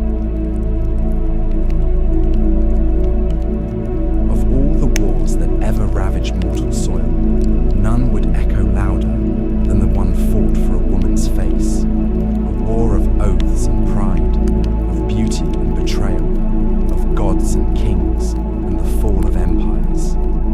It began not with spears or fire, but with a wedding, one that all the gods were invited to, save for one. Eris, goddess of discord, was not welcome at the marriage of Peleus and Thetis, the sea nymph fated to bear a son greater than his father. In her fury, Eris cast into the feast a golden apple, inscribed with 3 words that would shatter kingdoms: to the fairest. The apple was claimed by Hera, Athena, and Aphrodite, each believing herself most worthy of its gleam. To settle the dispute, they turned to a mortal shepherd prince, Paris, son of King Priam of Troy, who had been exiled to the hills after an omen foretold he would one day burn the city of his birth. The gods brought him to judgment on Mount Ida, and one by one they offered bribes. Hera promised kingship over all men. Athena pledged wisdom and victory in war. But Aphrodite, with a smile like soft thunder, offered him the love of the most beautiful woman in the world. Paris chose love, and thus Helen of Sparta, daughter of Zeus and Leda, wife of Menelaus, was marked. She had many suitors in her youth, princes and kings from across Achaea, drawn not only by her beauty, but by the promise of bloodlines that reached Olympus. Her mortal father, King Tyndareus, feared the war her hand would spark. On On the advice of Odysseus, he bound the suitors with a sacred oath that whoever won Helen, all the others would swear to defend that union, to punish any who dared violate it. The pact was made with laughter, but oaths, once sealed, bind more than men. They bind fate. Menelaus, brother to King Agamemnon of Mycenae, won her hand. Their rule in Sparta was just, their kingdom strong. But when Paris came to visit, under the pretense of peace and guessed right, he saw Helen and saw in her the prize Aphrodite had promised. Whether she went with him willingly or was taken remains a matter of song and shadow. The poets disagree, but when Paris sailed back across the Aegean, Helen was with him, and in that hour, the war began. Menelaus raged. He called upon the oath, and all who had sworn it answered. Odysseus of Ithaca, clever and reluctant. Nestor, the old sage of Pylos. Ajax the greater, son of Telamon, towering and grim. Ajax the lesser, swift and fierce. Diomedes of Argos, brave and battle-hungry. Idomeneus of Crete, stalwart and steady. From all the corners of Hellas they came, kings, princes, and warlords. Only two held back. Odysseus, who pretended madness, sowing salt into his fields, until a clever envoy placed his infant son before the plough, and Achilles, son of Thetis, who was hidden by his mother among the daughters of Lycomedes, dressed in silk to escape a fate she foresaw. But the Greeks found him, Odysseus again, tricking Achilles with a spear and shield amid gifts of jewelry, and the boy chose war. They gathered at Aulis, a fleet of 1,000 ships, bronze gleaming and sails like thunderclouds. But the winds did not rise. The ships sat idle, and the men grew restless. The seer Calchas revealed that Artemis had been offended, perhaps by a boast, perhaps by a slain stag, and that only a great sacrifice would appease her. The name he spoke was Iphigenia, daughter of Agamemnon. There are stories of lies told to bring her to Aulis under the guise of marriage to Achilles, of her weeping mother Clytemnestra, of the moment the blade fell, or of a last-moment rescue, with Artemis spiriting the girl away and replacing her with a deer. But in most tellings the blood was real, and the gods watched as the king killed his own child for the sake of war. The winds came. The fleet sailed east, and the world changed. The Greeks set foot on Trojan shores, not as raiders, but as judgment itself.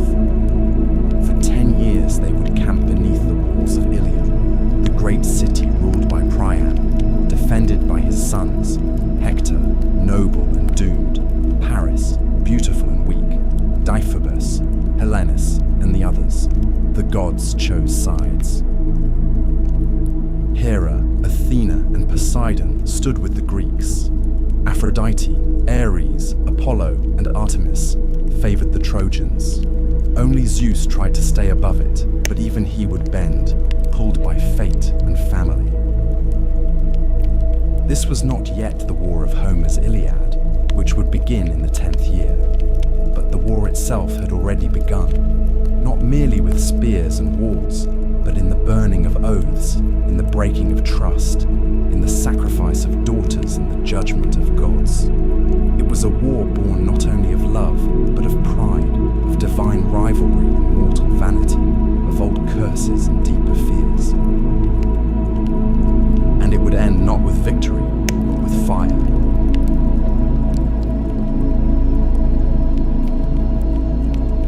By the time Homer's Iliad begins, the war at Troy has endured for 9 long years. The Greeks, those stern-faced kings who had once come roaring across the Aegean, had settled into a grim rhythm of siege and survival. What had begun in fury and fire became something colder, slower, more desperate. They built black-walled camps along the shore, hauled their ships high upon the sand, and sent out raiding parties day after day, not just to battle, but to feed their armies. The war dragged on like an old wound that would not heal, and both sides felt the infection deepening. The Trojans, safe behind their mighty walls, raised, it was said, by Poseidon himself and the mortal builder, Apollo had once served in penance, suffered but endured. The fields outside the city had long been razed. Their allies came from the east and north, Sarpedon of Lycia, Memnon of Ethiopia, and others, bringing new life to an old cause. And yet the Greeks would not leave, not without Helen. Pride held them there as much as oaths. The war had become a matter of legacy. But war does not live in walls and ships. It lives in the hearts of men. And in this war, two hearts burned hotter than the rest. Agamemnon, king of kings, stern and imperial, and Achilles, son of Thetis and Peleus, unmatched in battle, fated to die young, and determined to make that death matter. The quarrel between these two would shatter the fragile Greek alliance. It began, as so many quarrels do, over a woman. In one of many raids, the Greeks had taken captives. Among them were Chryseis, daughter of a priest of Apollo, and Briseis, a princess of Lyrnessus. Chryseis was awarded to Agamemnon, Briseis to Achilles. When Chryseis' father came to ransom her, bearing golden gifts and reverent words, Agamemnon scorned him. The old man prayed to Apollo, and the god answered not with fire from the sky, but with plague, a silent killer that passed from beast to man, filling the air with death. The prophet Calchas, at last, revealed the truth. Agamemnon, forced to surrender Chryseis to save his army, did so, but in turn demanded Briseis from Achilles as compensation. It was a slight Achilles could not endure. He rose from the council in fury, called Agamemnon a greedy coward, and swore an oath before the gods. He would no longer fight for the Greeks, let them bleed without him. And so he withdrew to his tent, and with him went the Myrmidons, his elite warriors, silent and dangerous, forged for war. From that moment, the tide turned. Without Achilles, the Greeks began to suffer. The Trojans pressed harder. Hector, son of Priam and champion of Troy, led the charge with a quiet, noble fury. He was not Paris, who had brought the war, nor Deiphobus, who sought glory. Hector was the heart of the city, a husband, a father, a prince who carried the burden of his people not in pride, but in duty. Day by day, the Trojans pushed the Greeks back to the sea. Ships were set ablaze, heroes fell. Protesilaus, the first Greek to leap ashore, had died in the first skirmish. Now Patroclus, friend and companion of Achilles, watched the losses mount with growing despair. Some say Patroclus was a friend, others a lover, but all agree he was the only one who could reach Achilles in his grief and fury. When the Trojans breached the Greek defenses and threatened to burn the ships, Patroclus begged Achilles to let him fight in his stead. He wore the hero's armor, rode his chariot, led the Myrmidons into battle, and for a time, the Greeks rallied. But Patroclus, flushed with borrowed glory, went too far. He reached the gates of Troy, and there he met Hector. Their duel was brutal, and it ended with Patroclus falling beneath Hector's spear, and with him fell whatever peace remained in Achilles' heart. When Achilles learned of his death, his grief shook the camp. He did not weep like a man, he howled like a storm god, filled with rage and ruin. He returned to battle, not for glory, not for oaths, but for vengeance. His mother, Thetis, brought him new armor forged by Hephaestus himself, bronze that gleamed like the sun, a shield carved with the history of the world.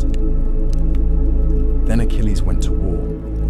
No one could stand against him. He slaughtered men by the dozen, chariots overturned, blood staining the dust.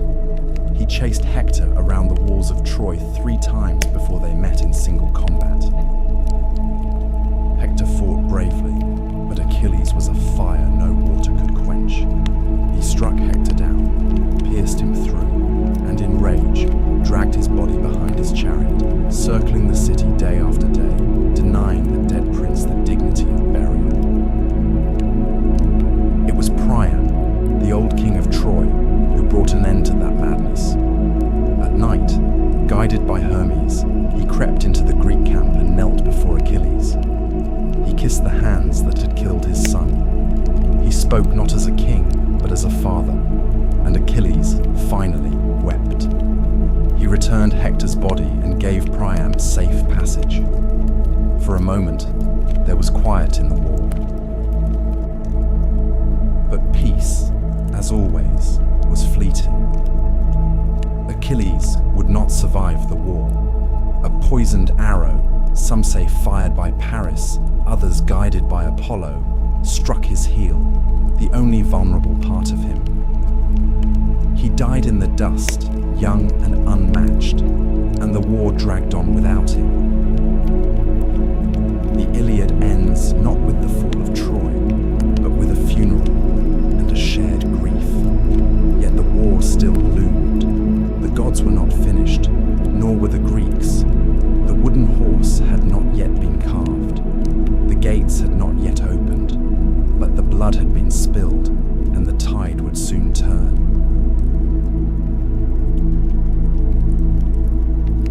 The war had bled the land dry. 10 years of siege had turned warriors into husks, kings into ghosts, and heroes into memories. Troy, once golden, stood behind its walls like an old lion surrounded by wolves. The sons of Priam had fallen one by one. Hector, the shield of the city, laid low by Achilles. Troilus, struck down while still a boy. Polydorus, slaughtered in betrayal. The Trojans fought with the desperation of men defending not just stone, but history. And yet they endured, year after year, while the Greeks grew weary and restless beside their smoking campfires. Then, just as the gods began to turn their gaze elsewhere, the Greeks vanished. At dawn, the Trojans climbed their towers and saw no sails upon the sea. The ships were gone. In their place, on the plain outside the Scaean gate, stood a colossal wooden horse, tall as a temple, its flanks stitched from smooth planked cedar, its mane carved in honor of Poseidon. No soldiers stirred, no weapons clashed. The war, it seemed, had ended in silence. Troy did not rejoice easily.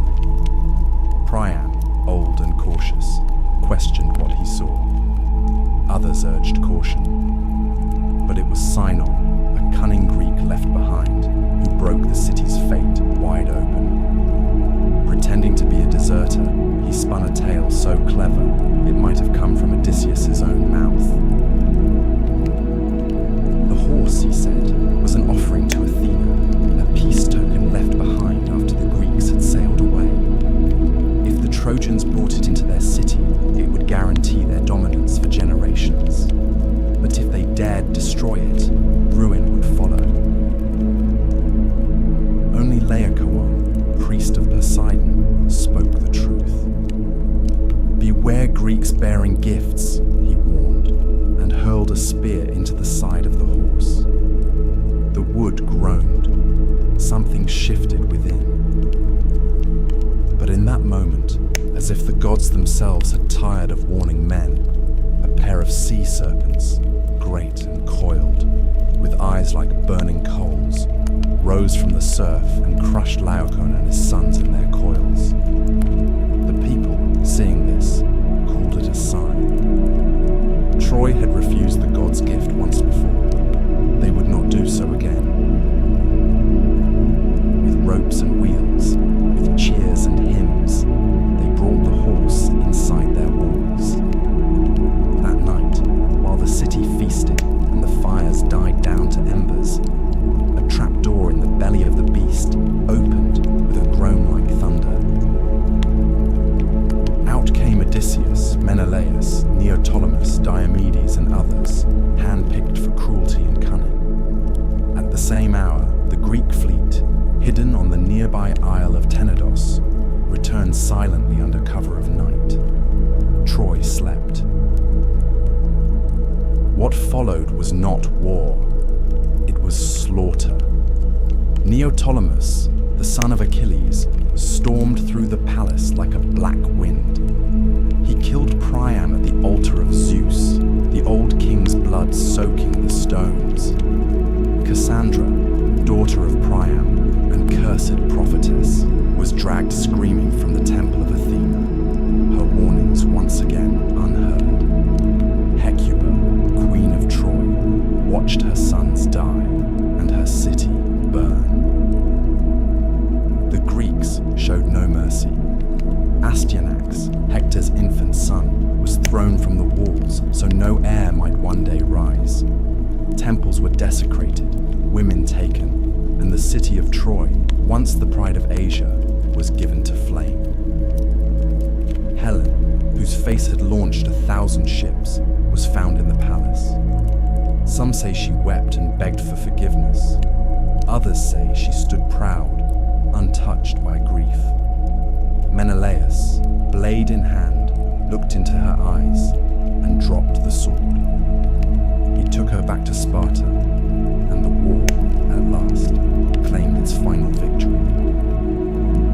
When dawn rose over the plain, nothing remained but smoke and ash. The walls had fallen. The gods turned their eyes away, but the war did not end cleanly. The victors carried their own curses. Ajax the Lesser, who raped Cassandra in Athena's temple, was drowned at sea. Agamemnon, returning home with Cassandra as a concubine, was murdered in his bath by his wife Clytemnestra. The house of Atreus bled on. Menelaus and Helen returned to Sparta, but their names were never clean again. Diomedes, Nestor, and others wandered into obscurity or exile. Odysseus, cursed by Poseidon, would not see home for 10 long years. His tale, a winding odyssey of shipwreck and monsters, would become its own legend, shaped by gods and loss. Only Aeneas, son of Anchises and Aphrodite, escaped Troy with his father on his back and his son by the hand. Guided by omens and stars, he carried the last ember of Troy westward toward Italy. From his blood, so the Romans would later claim, came Romulus, Remus, and an empire even mightier than Troy. The fall of Troy was not just the end of a city, it was the end of an age, the heroic age, where men dined with gods, where glory mattered more than peace, and where fate was carved into flesh and stone. The wooden horse, the fire, the betrayal, the mourning women. These were the final notes of a song that began with an apple and ended in ruin. The walls that had defied 10 years of siege fell in a single night, and the ashes of Troy drifted out to sea, borne on winds that did not care who had won.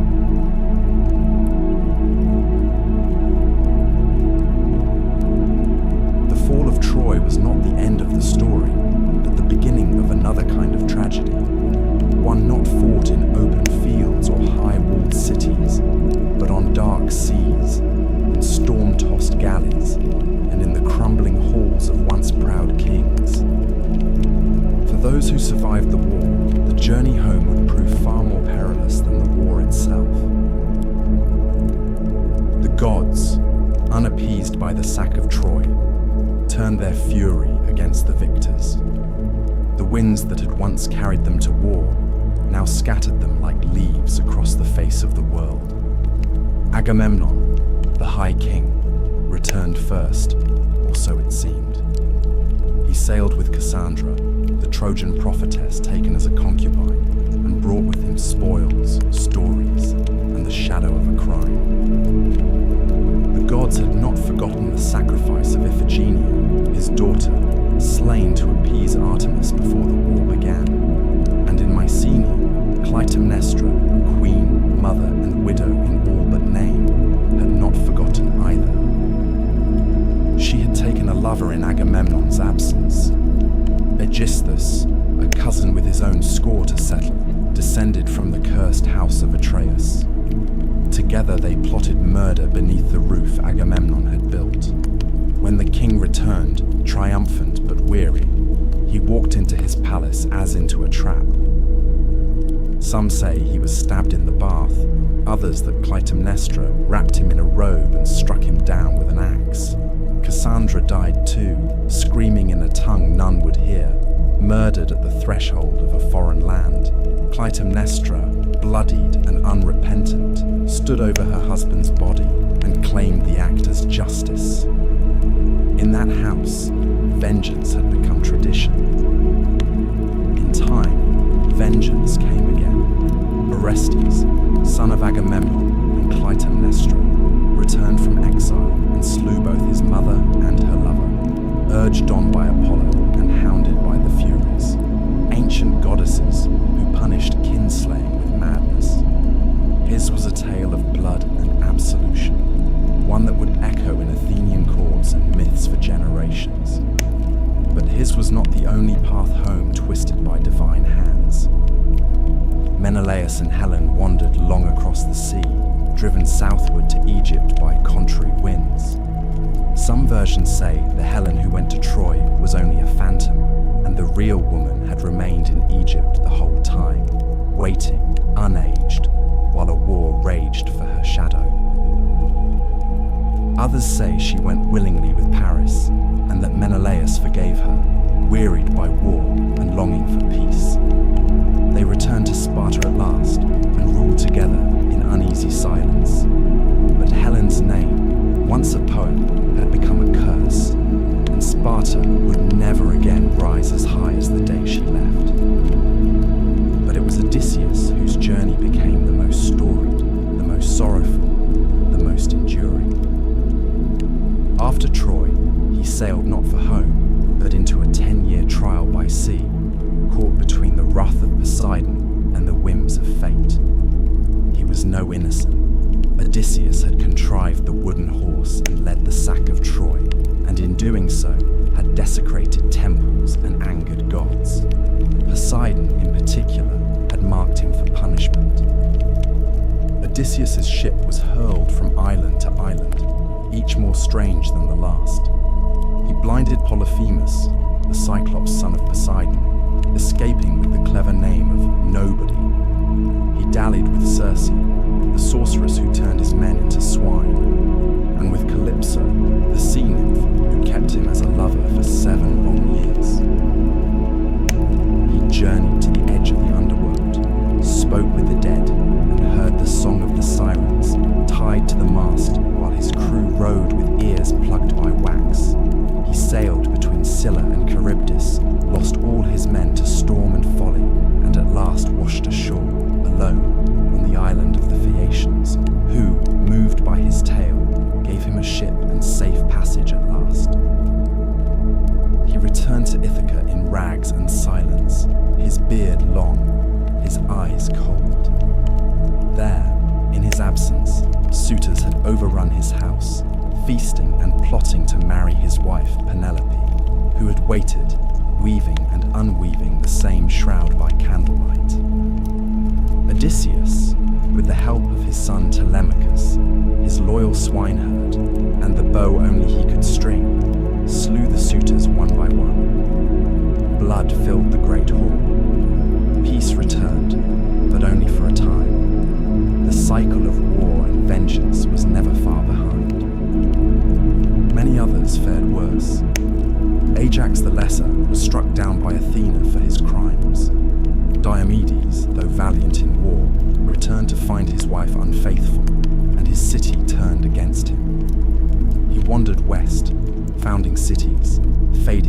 legend. Philoctetes, who had slain Paris with Heracles' bow, found no welcome home and became a wanderer.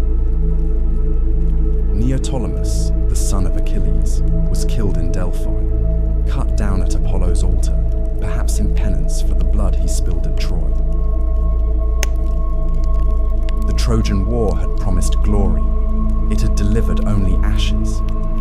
The heroes who had once stood shoulder to shoulder beneath the walls of Ilium returned to broken homes, bitter wives, hostile gods, and the hollow echo of songs that no longer matched the truth. In the end, there were no victors, only survivors. Before the walls of Troy ever stood, before heroes raised shields or ships touched the wine-dark sea, there was a deeper current of power, older than man, older even than war, the rule of the gods. Their stories are often whispered beneath the tales of mortals, but it was the Olympians who wove the very fabric of fate. And it was not always they who ruled. Before Olympus, there was chaos, and after chaos came Gaia, Uranus, Cronus, and the slow, violent birth of divine order. The age of the Titans had ended with fire and thunder.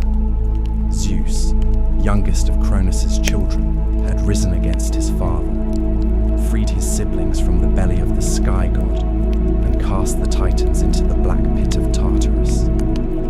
In their place rose the Olympians, 12 in number, though their names and thrones shifted with time. Zeus, Hera, Poseidon, Demeter, Hestia, Athena, Apollo, Artemis, Ares, Aphrodite, Hephaestus, and Hermes.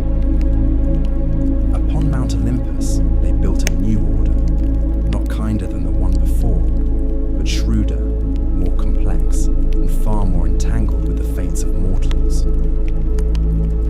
Zeus ruled from his golden throne, the thunderbolt always within reach, his voice law among gods and men. But his rule was not born solely from strength. He was a king who understood alliances, who rewarded loyalty and punished betrayal. He divided the world among his brothers, the sky for himself, the sea to Poseidon, and the underworld to Hades. Earth and Olympus they shared in uneasy balance. Around him, the new pantheon took shape. Hera, his sister and queen, reigned as goddess of marriage and childbirth, though her days were spent in fury and suspicion, for Zeus was never faithful. His liaisons were countless, with goddesses, nymphs, and mortal women alike, each union producing children who would rattle the world: Heracles, Perseus, Helen, Minos, and many more. Hera, ever watchful, punished his lovers and their offspring with wrath both cold and enduring. Beside them stood Athena, born not from a womb, but from Zeus's own skull, fully formed and armored, the goddess of wisdom and warcraft. She favored mortals who used cleverness over brute force, Odysseus above all, and guided cities like Athens to flourish under law and reason. Unlike Ares, who delighted in slaughter, Athena's warfare was disciplined and precise. Her presence marked the Olympian era as one of intellect as much as strength. Apollo and Artemis, twin children of Leto, brought light and shadow in equal measure. Apollo, golden-haired and radiant, ruled over prophecy, music, and healing. He claimed the oracle at Delphi, speaking in riddles through the Pythia, shaping kings and battles with a few cryptic words. Yet he could also bring plague, as he did upon the Achaeans at Troy. Artemis, his sister, roamed the forests untouched by men, a huntress and protector of wild things. She asked no permission and gave no forgiveness to those who trespassed her sacred groves. Demeter, goddess of the harvest, kept the earth fertile, except when her daughter Persephone was taken by Hades. In her grief, Demeter let the crops wither, and from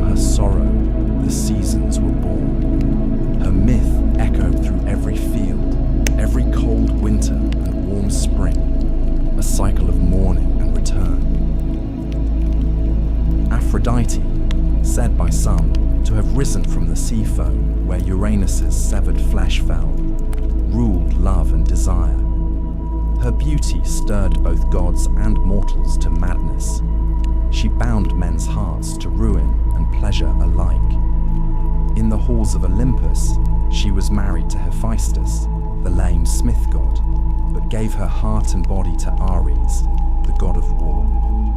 Together they embodied the chaos of passion and conflict. Hermes, Quicksilver son of Zeus, moved between worlds as messenger, thief, and guide of souls. He was the god of boundaries, both keeper and breaker of them. No door was closed to Hermes. He walked freely from Olympus to Hades, from feast to battlefield, a smile always playing on his lips. This new pantheon did not rule in silence. The Olympians were not distant creators. They were immanent, meddling, playing favorites, waging subtle wars through the hands of mortals. Unlike the Titans, who embodied elemental force, the Olympians were reflections of human nature elevated to divine scale. Their loves were messy, their grudges eternal, their pride vast. They helped and hindered as whim dictated. Cities were founded in their honor. Sacrifices were burned for their favor. Oracles spoke their will, and every home kept aflame for Hestia, goddess of the hearth, who asked for little and gave peace in return. Yet beneath all their grandeur lay a constant truth. Their power, though vast, was not absolute. They could be bound by oaths, tricked by mortals, and undone by time. Even Zeus, in his glory, was haunted by the same fear that doomed his father, that one day a child of his would rise to overthrow him. His union with Thetis was abandoned for this reason. She was wed instead to a mortal, Peleus, so that Achilles, her son, would die young and not ascend. In this, the Olympians were no different from men. They feared loss, clung to thrones, and fought to keep their order intact. But for a time, they ruled, their names etched into every marble temple, their deeds sung in every song, their symbols carved into shields and coins. The age of heroes had passed, but the gods still held dominion over the world of men. And yet, from distant lands and whispered prophecies, came the faintest echo of change. New gods stirred beyond the horizon. The temples would not stay full forever. But Olympus, for now, still stood. The Olympians were mighty, but they were not unchallenged. Even as temples to Zeus reached toward the sky and Athena's wisdom lit the minds of city-states, darker gods walked the earth, gods of wine and madness, of death and rebirth, of things not carved into public altars but whispered in secret groves and torchlit caves. Chief among them was Dionysus, the last to take his seat on Olympus, and the only one who truly stood between the divine and the wild. Dionysus was no ordinary god. His birth alone defied the laws of nature and propriety. He was the son of Zeus and Semele, a mortal princess of Thebes. When Semele, tricked by Hera, demanded Zeus reveal his true divine form, she was consumed by his thunderous radiance. Yet from her ashes, Zeus plucked the unborn child and sewed him into his own thigh. Months later, Dionysus was born again, twice born, they would call him. And from the moment of his second birth, his path was unlike any other Olympian's. He was raised not on Olympus, but in far corners of the world, among nymphs in Nysa, in the caves of India, in the company of satyrs and maenads. He wandered, not ruling from a throne, but roaming with flute and vine, his train of revelers trailing behind in ecstatic dance. Where he walked, vineyards bloomed and reason faltered. He was not merely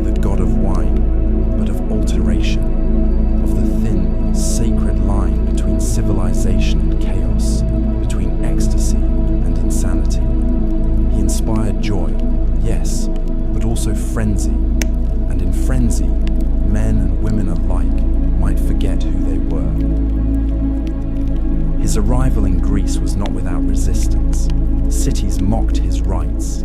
Kings barred his worship.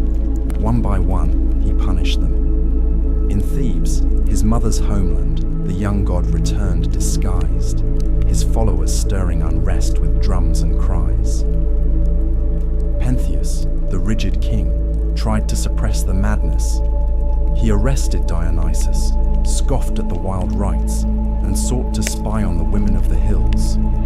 But the god lured him into the woods dressed as a woman, and there, in a trance of divine madness, his own mother, Agave, led the Maenads in tearing him limb from limb. Only when she returned to the city with her son's head on a thyrsus did the spell break, and the lesson settle like a shadow over all Thebes.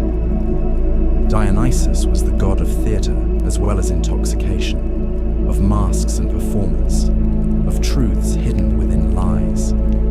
His festivals became the heart of Greek drama, where comedies and tragedies alike were performed in his honor. Through masks and songs, the Greeks gave shape to fears and desires they dared not speak aloud. To worship Dionysus was not to bow before power, but to surrender to it completely. And with Dionysus came something new to the Greek world: mystery cults, religions of initiation, secrecy, and rebirth. Unlike the formal rites of Olympus, mystery cults promised something personal. In the Eleusinian Mysteries, followers of Demeter and Persephone reenacted the story of descent and return, of a daughter lost to death and found again.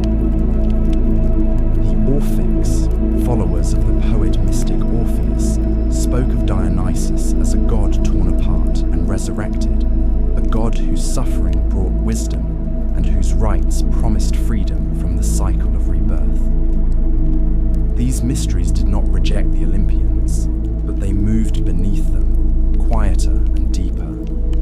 They offered hope where the thundering gods gave only law. They whispered of a soul that could endure, that could transcend the mortal body.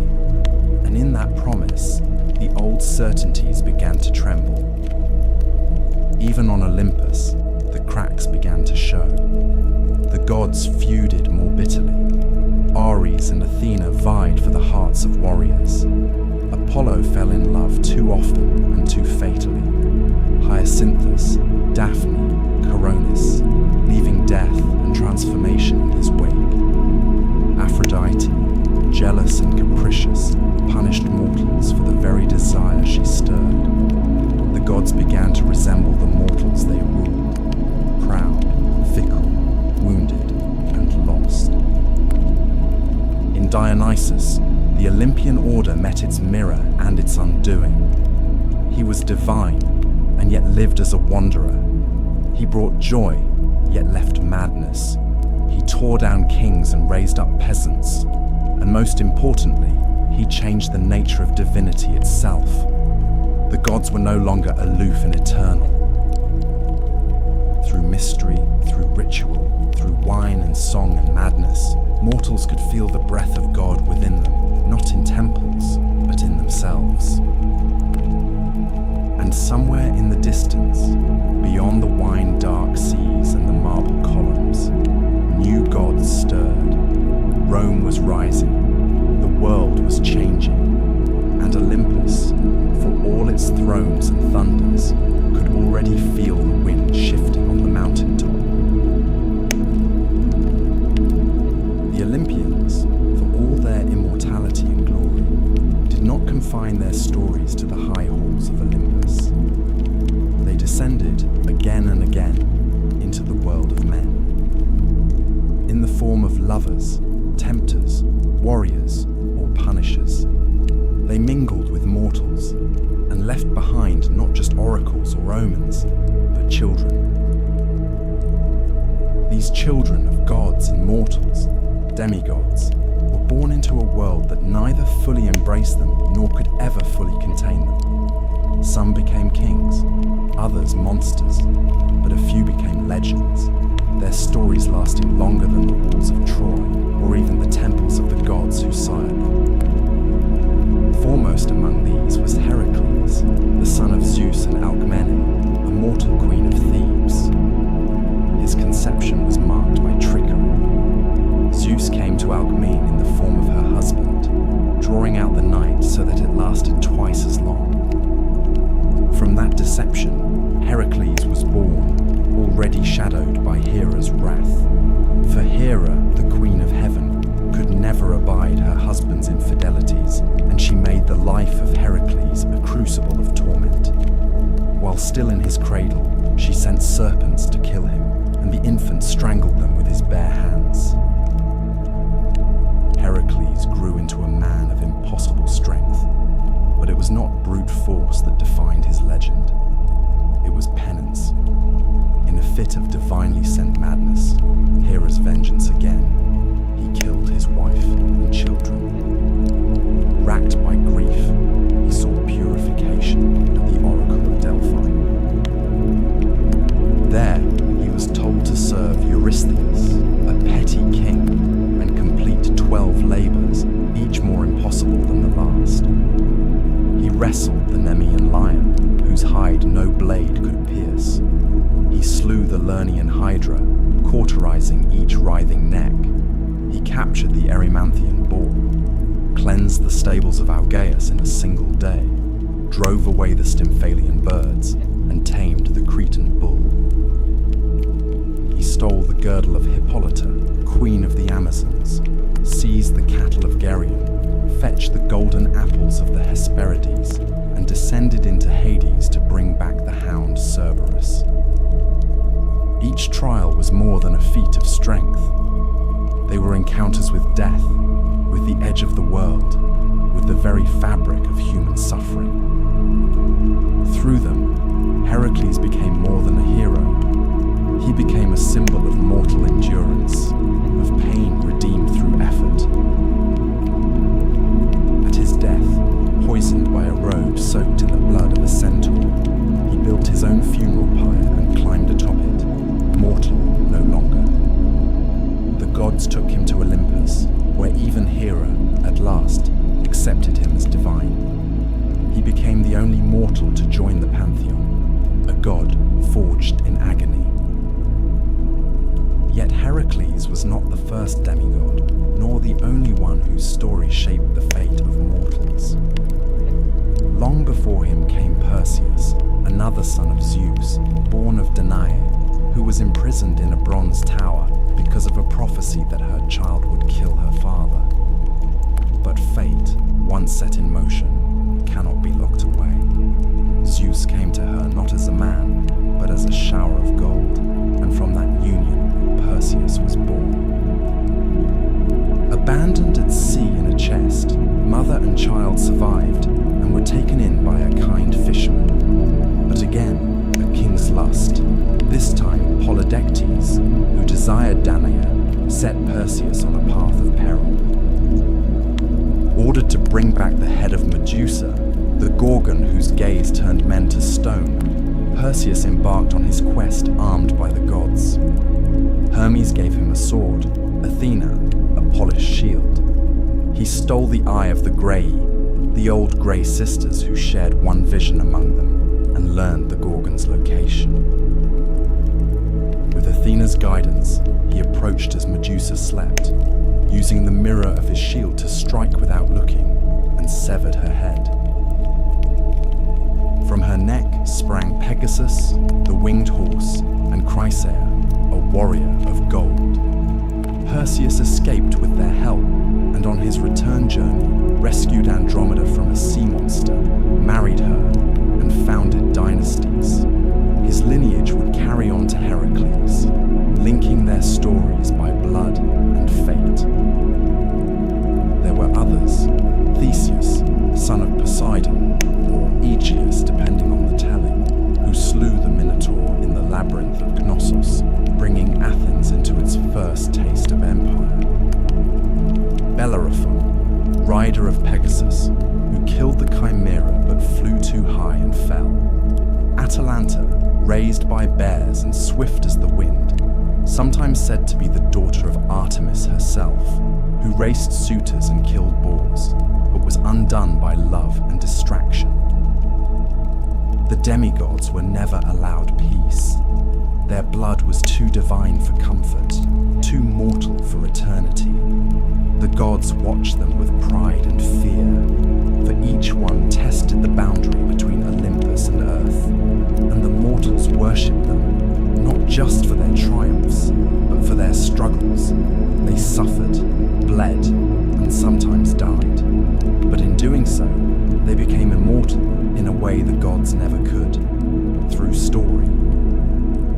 As the memory of Troy faded, as cities rose and fell, the tales of these children endured. They filled amphorae and temple friezes, echoed in poems and plays. And though the gods remained on Olympus, distant and growing more silent, it was in the lives of their mortal-born children that humanity found its mirrors, flawed, courageous, doomed, and glorious. In the world of Greek myth, power did not rest solely in the hands of gods or heroes. There was something older still, something deeper, humming beneath every choice and every death, every victory and every sorrow. Fate. It was not a god, though the gods themselves feared it. It was not a law, though it governed even the divine. Fate was a truth, a force like gravity, unseen but inescapable, woven into the bones of the world. The Greeks called it Moira, and sometimes she had faces, the Moirai, or Fates, three sisters who spun, measured, and cut the thread of every life. Clothos spun the thread, Lachesis measured its length, and Atropos, the one who could not be turned, cut it when the time came. Even Zeus, king of Olympus, was bound by their decisions.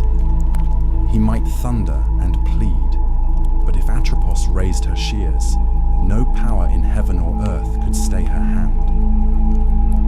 And so, if fate ruled all, what hope had man? The answer lay in omens and oracles, the strange subtle language of the gods, and the signs sent to those who dared to read them. The Greeks did not believe they could change their fates, but they believed they might understand them. To see the future was to brace oneself against it, to try, perhaps vainly, to prepare the soul. The most famous oracle in all of Greece was at Delphi, where Apollo spoke through the Pythia, a woman seated upon a tripod over a steaming chasm in the temple's stone floor. She inhaled vapors, slipped into trance, and delivered the words of the god in riddles and fragments. Kings, generals, and common men came to her, some to seek glory, others merely survival. But her words were never straightforward. Apollo did not deal in certainties. A prophecy, like a blade, could cut both ways. So many stories twisted around her cryptic pronouncements. Croesus, king of Lydia, asked the oracle if he should wage war on the Persians. She told him that if he crossed the river, he would destroy a great empire. He did not realize the empire would be his own. Oedipus, too, was told he would kill his father and marry his mother. His parents tried to thwart the prophecy by abandoning him. He, in turn, fled his supposed home to avoid fulfilling it, only to walk straight into its jaws. The oracle, as always, had been correct. It was men's misinterpretation that doomed them. There were other oracles too, at Dodona, where the rustling of sacred oaks revealed the will of Zeus, at Delos, where Leto gave birth to Apollo and Artemis, at Ammon in Libya, and countless smaller shrines where dreams, animal entrails, birds in flight, or the trembling of a flame gave voice to the unknowable. In war, omens were sought before every battle.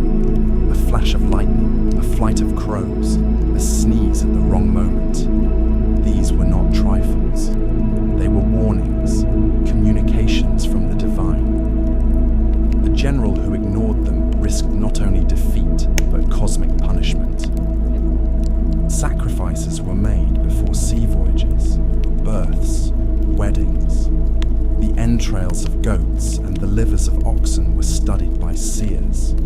divined the will of the gods in dark, wet patterns of muscle and blood. The art of reading omens became its own power. Seers like Calchas, who guided the Greeks at Troy, or Tiresias, the blind prophet of Thebes, held influence equal to kings. Tiresias in particular, touched by both male and female life, was said to have lived 7 generations, his wisdom unrivaled, his visions sometimes a curse to those who asked for them. But oracles and omens were not mere superstitions. They represented something deeper, the Greek understanding that mortals were not in control. No matter how mighty the hero, how noble the bloodline, how loyal the heart, the wheel of fate turned ever on. And in that turning, all must one day be broken.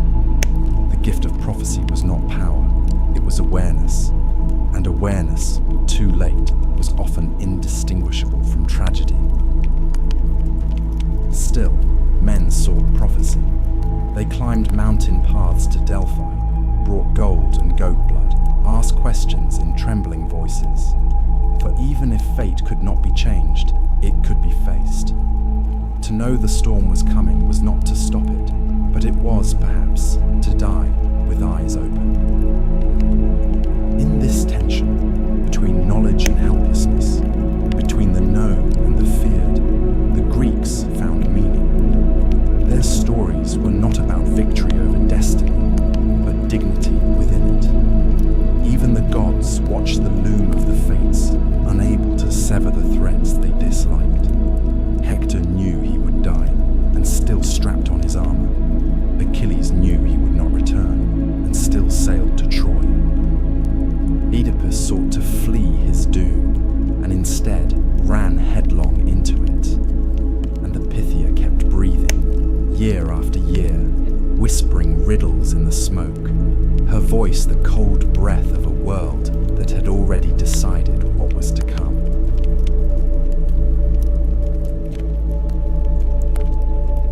To the ancient Greeks, death was not the end of story, but merely the end of breath. What followed was not heaven or hell in the Christian sense, but a realm both more neutral and more ancient, a land beneath the earth where all the dead, great and small, noble and villainous, made their final journey. This place was Hades, named for the god who ruled it, and though it bore no flames, no pitchforks, no horned demons, it inspired a dread so deep that mortals seldom spoke the god's name aloud. They called him instead Pluton, the wealthy one, for all riches, all veins of silver and gold came from beneath the earth, and so too did the dead. The geography of the underworld was shaped not by logic, but by myth and memory. At its threshold ran the 5 rivers, Styx, the river of hatred and sacred oaths, Acheron, the river of sorrow, Phlegethon, of fire, Cocytus, of lamentation, and Lethe, of forgetfulness. Each marked a boundary not only physical but spiritual. The dead arrived as shadows, Suchai, breathless and bloodless, stripped of voice and form, and crossed into Hades with the help of Charon, the ferryman. For a coin, he would row them across Acheron. Those without proper burial, those who could not pay, were left to wander the shores for 100 years, whispering and weeping. Upon entry, the souls were met by Cerberus, the 3-headed hound who kept the dead in and the living out. Beyond him stretched the plains of Asphodel, grey and dim, where most souls drifted in forgetful silence, murmuring like dry leaves. But not all fates were equal. The underworld had its judges, Minos, Rhadamanthus, and Iarchus, who weighed each soul. The truly wicked were cast into Tartarus, a chasm of torment deeper than even the Titan's prison, where oath-breakers, murderers, and traitors suffered torments crafted to mirror their crimes. Sisyphus rolled his stone, Tantalus thirsted forever beside unreachable water, and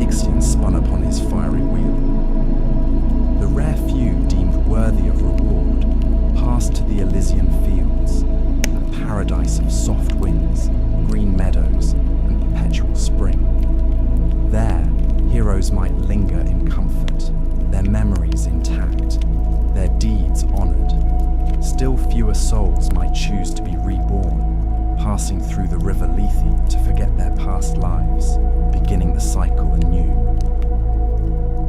In later mystery religions, a soul might even hope to escape the wheel entirely and ascend to the stars, but such fates were rare and uncertain. At the heart of this realm stood Hades, stern and silent, a king without vanity. He did not seek worship, did not interfere in the affairs of mortals. He simply ruled, and he ruled absolutely. His realm did not change, and he preferred it that way. He was not evil, as later myths would paint him, but immovable, indifferent, the shadow cast by Zeus's storm and Poseidon's tide. And by his side stood Persephone, queen of the underworld, whose story, perhaps more than any other, reveals the strange duality of death in Greek thought. Persephone was the daughter of Demeter, goddess of the harvest. One spring day, as she gathered flowers, the earth split open, and Hades rose in his chariot.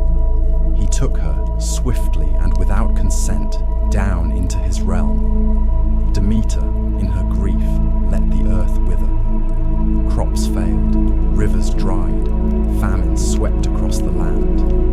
No prayer could sway her. She would not let the world grow green again until her daughter was returned. At last, Zeus sent Hermes to retrieve Persephone. But because she had eaten pomegranate seeds, 6 of them, or perhaps just 1, she was bound to Hades.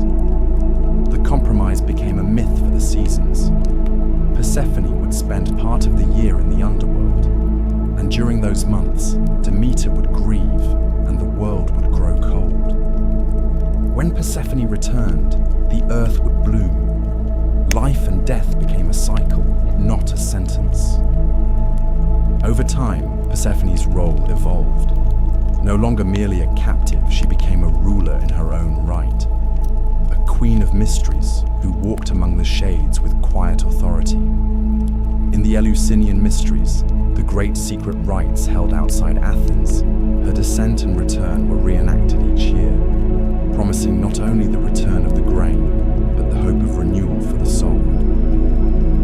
The underworld was not entirely sealed. A few mortals journeyed there and lived to tell of it. Orpheus sang his way past Cerberus and charmed Hades and Persephone, only to lose Eurydice with a backward glance. Heracles brought Cerberus to the surface.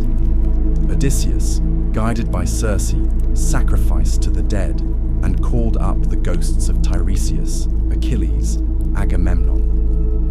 Each one told him that death was not glorious, only final. Better to be a slave in life than a king among shades, said Achilles, once the greatest of the Greeks. And so the Greeks built their tombs with care. They buried the dead with coins for Charon, with weapons, wine, and songs. They poured libations and made offerings at the family hearth, for the dead were never truly gone. They haunted dreams, sent signs, and sometimes, through rites and blood, could even be called back for answers best left unspoken. The underworld was a mirror of life, of memory, of justice without appeal. It offered no heaven for the faithful, nor hell for the faithless. It simply existed, vast and dark, ruled by a God who did not seek love or prayers, only silence. In that stillness, the Greeks saw the shape of eternity.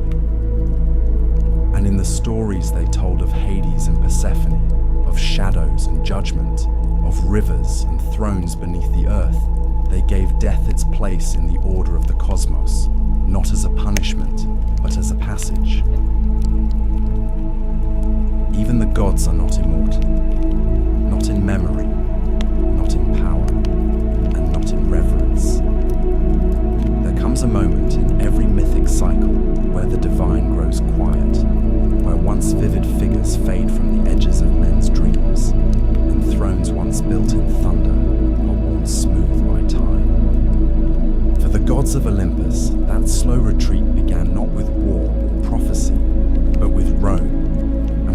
world that had grown restless under the weight of old stories.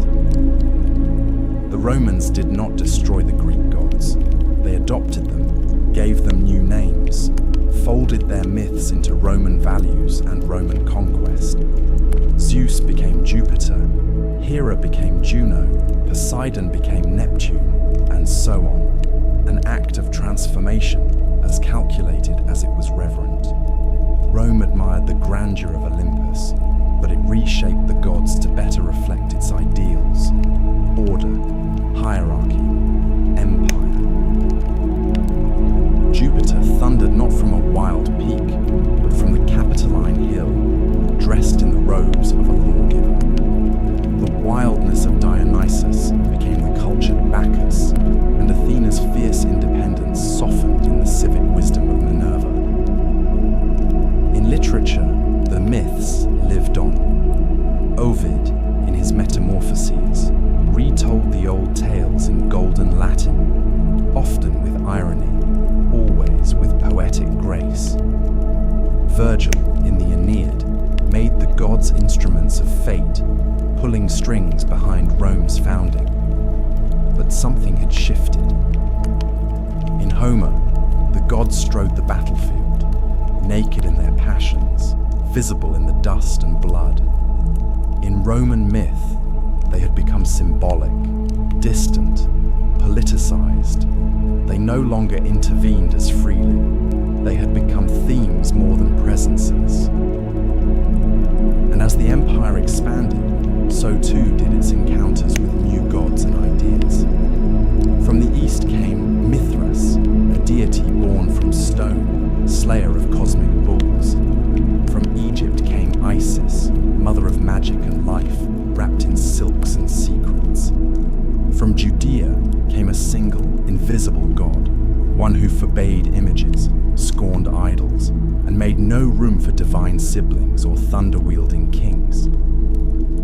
These new cults did not simply compete with the Olympians. They undermined the entire architecture of Greek belief. Where the old gods ruled by appetite and hierarchy, these new faiths offered moral clarity, unity, and salvation.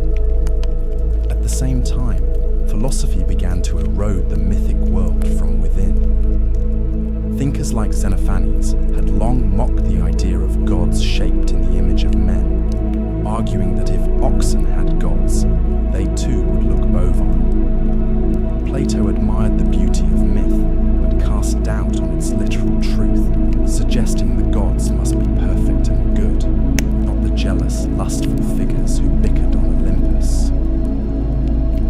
Epicurus declared that the gods existed but took no interest in human affairs, and that fear of divine punishment was a superstition to be cast off. Even Stoicism, with its stern ethical code, saw divinity not in figures, but in reason itself, the logos that governed all.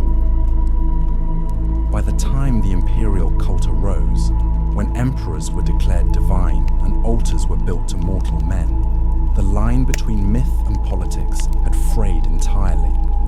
The gods of old became symbols. Their temples kept more for tradition than belief. Farmers still left offerings to Demeter, and sailors still prayed to Poseidon, but fewer truly believed the gods walked among them. The flame on Olympus had not yet gone out, but it flickered low. And then came the final blow, not from a rival cult, but from a revolution of faith. Christianity, once a fringe sect of persecuted believers, began to spread across the empire, carried not by sword, but by word. Its God was unseen, singular, and omnipotent.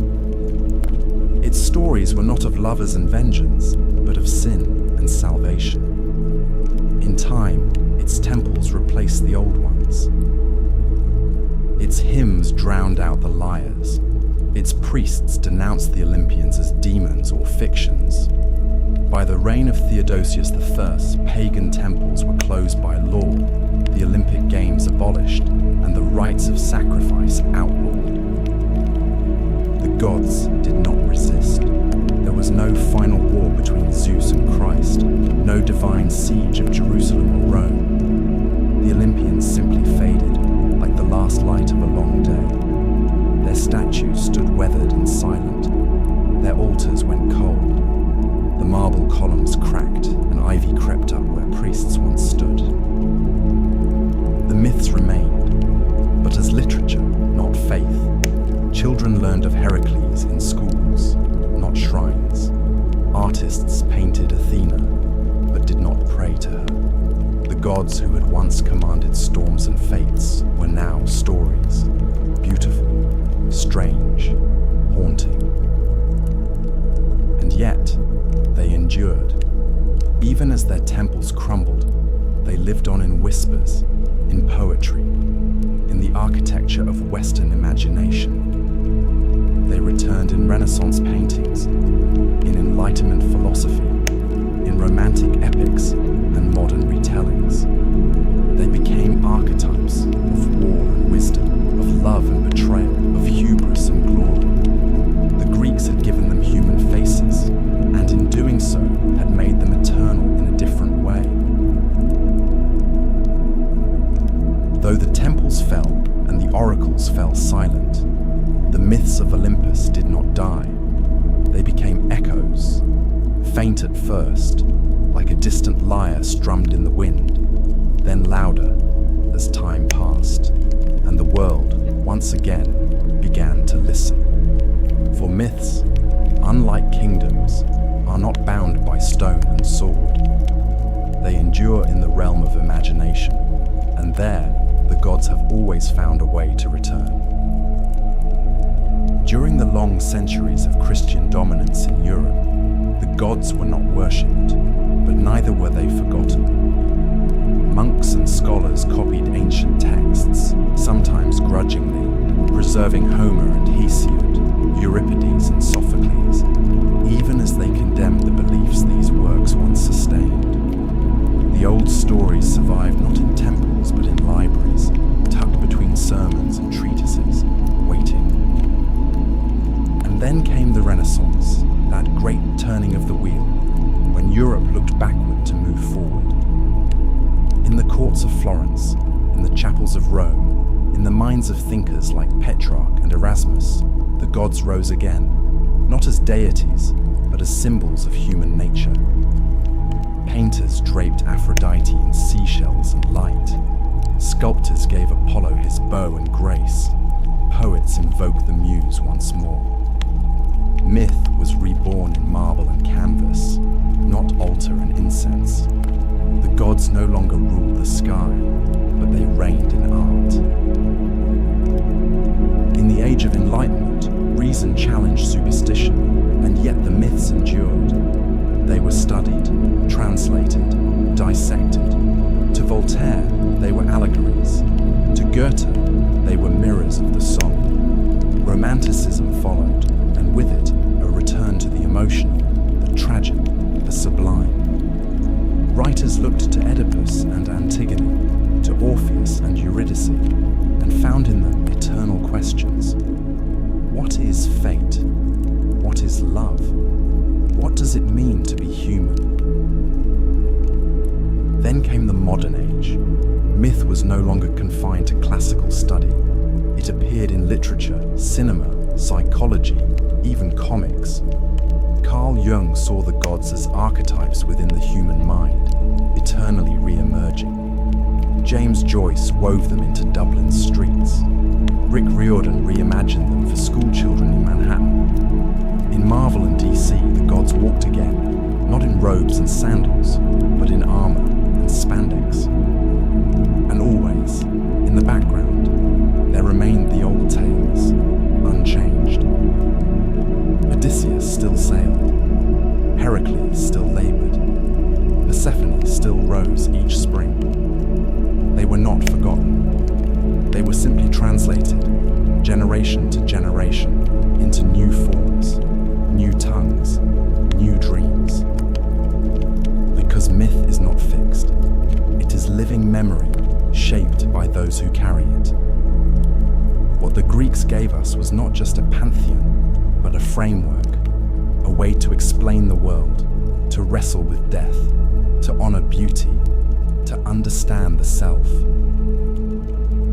Their gods were flawed, yes, but gloriously so. In them we saw not perfection, but potential, the agony of choice, the thrill of risk, the pain of hubris, the comfort of ritual.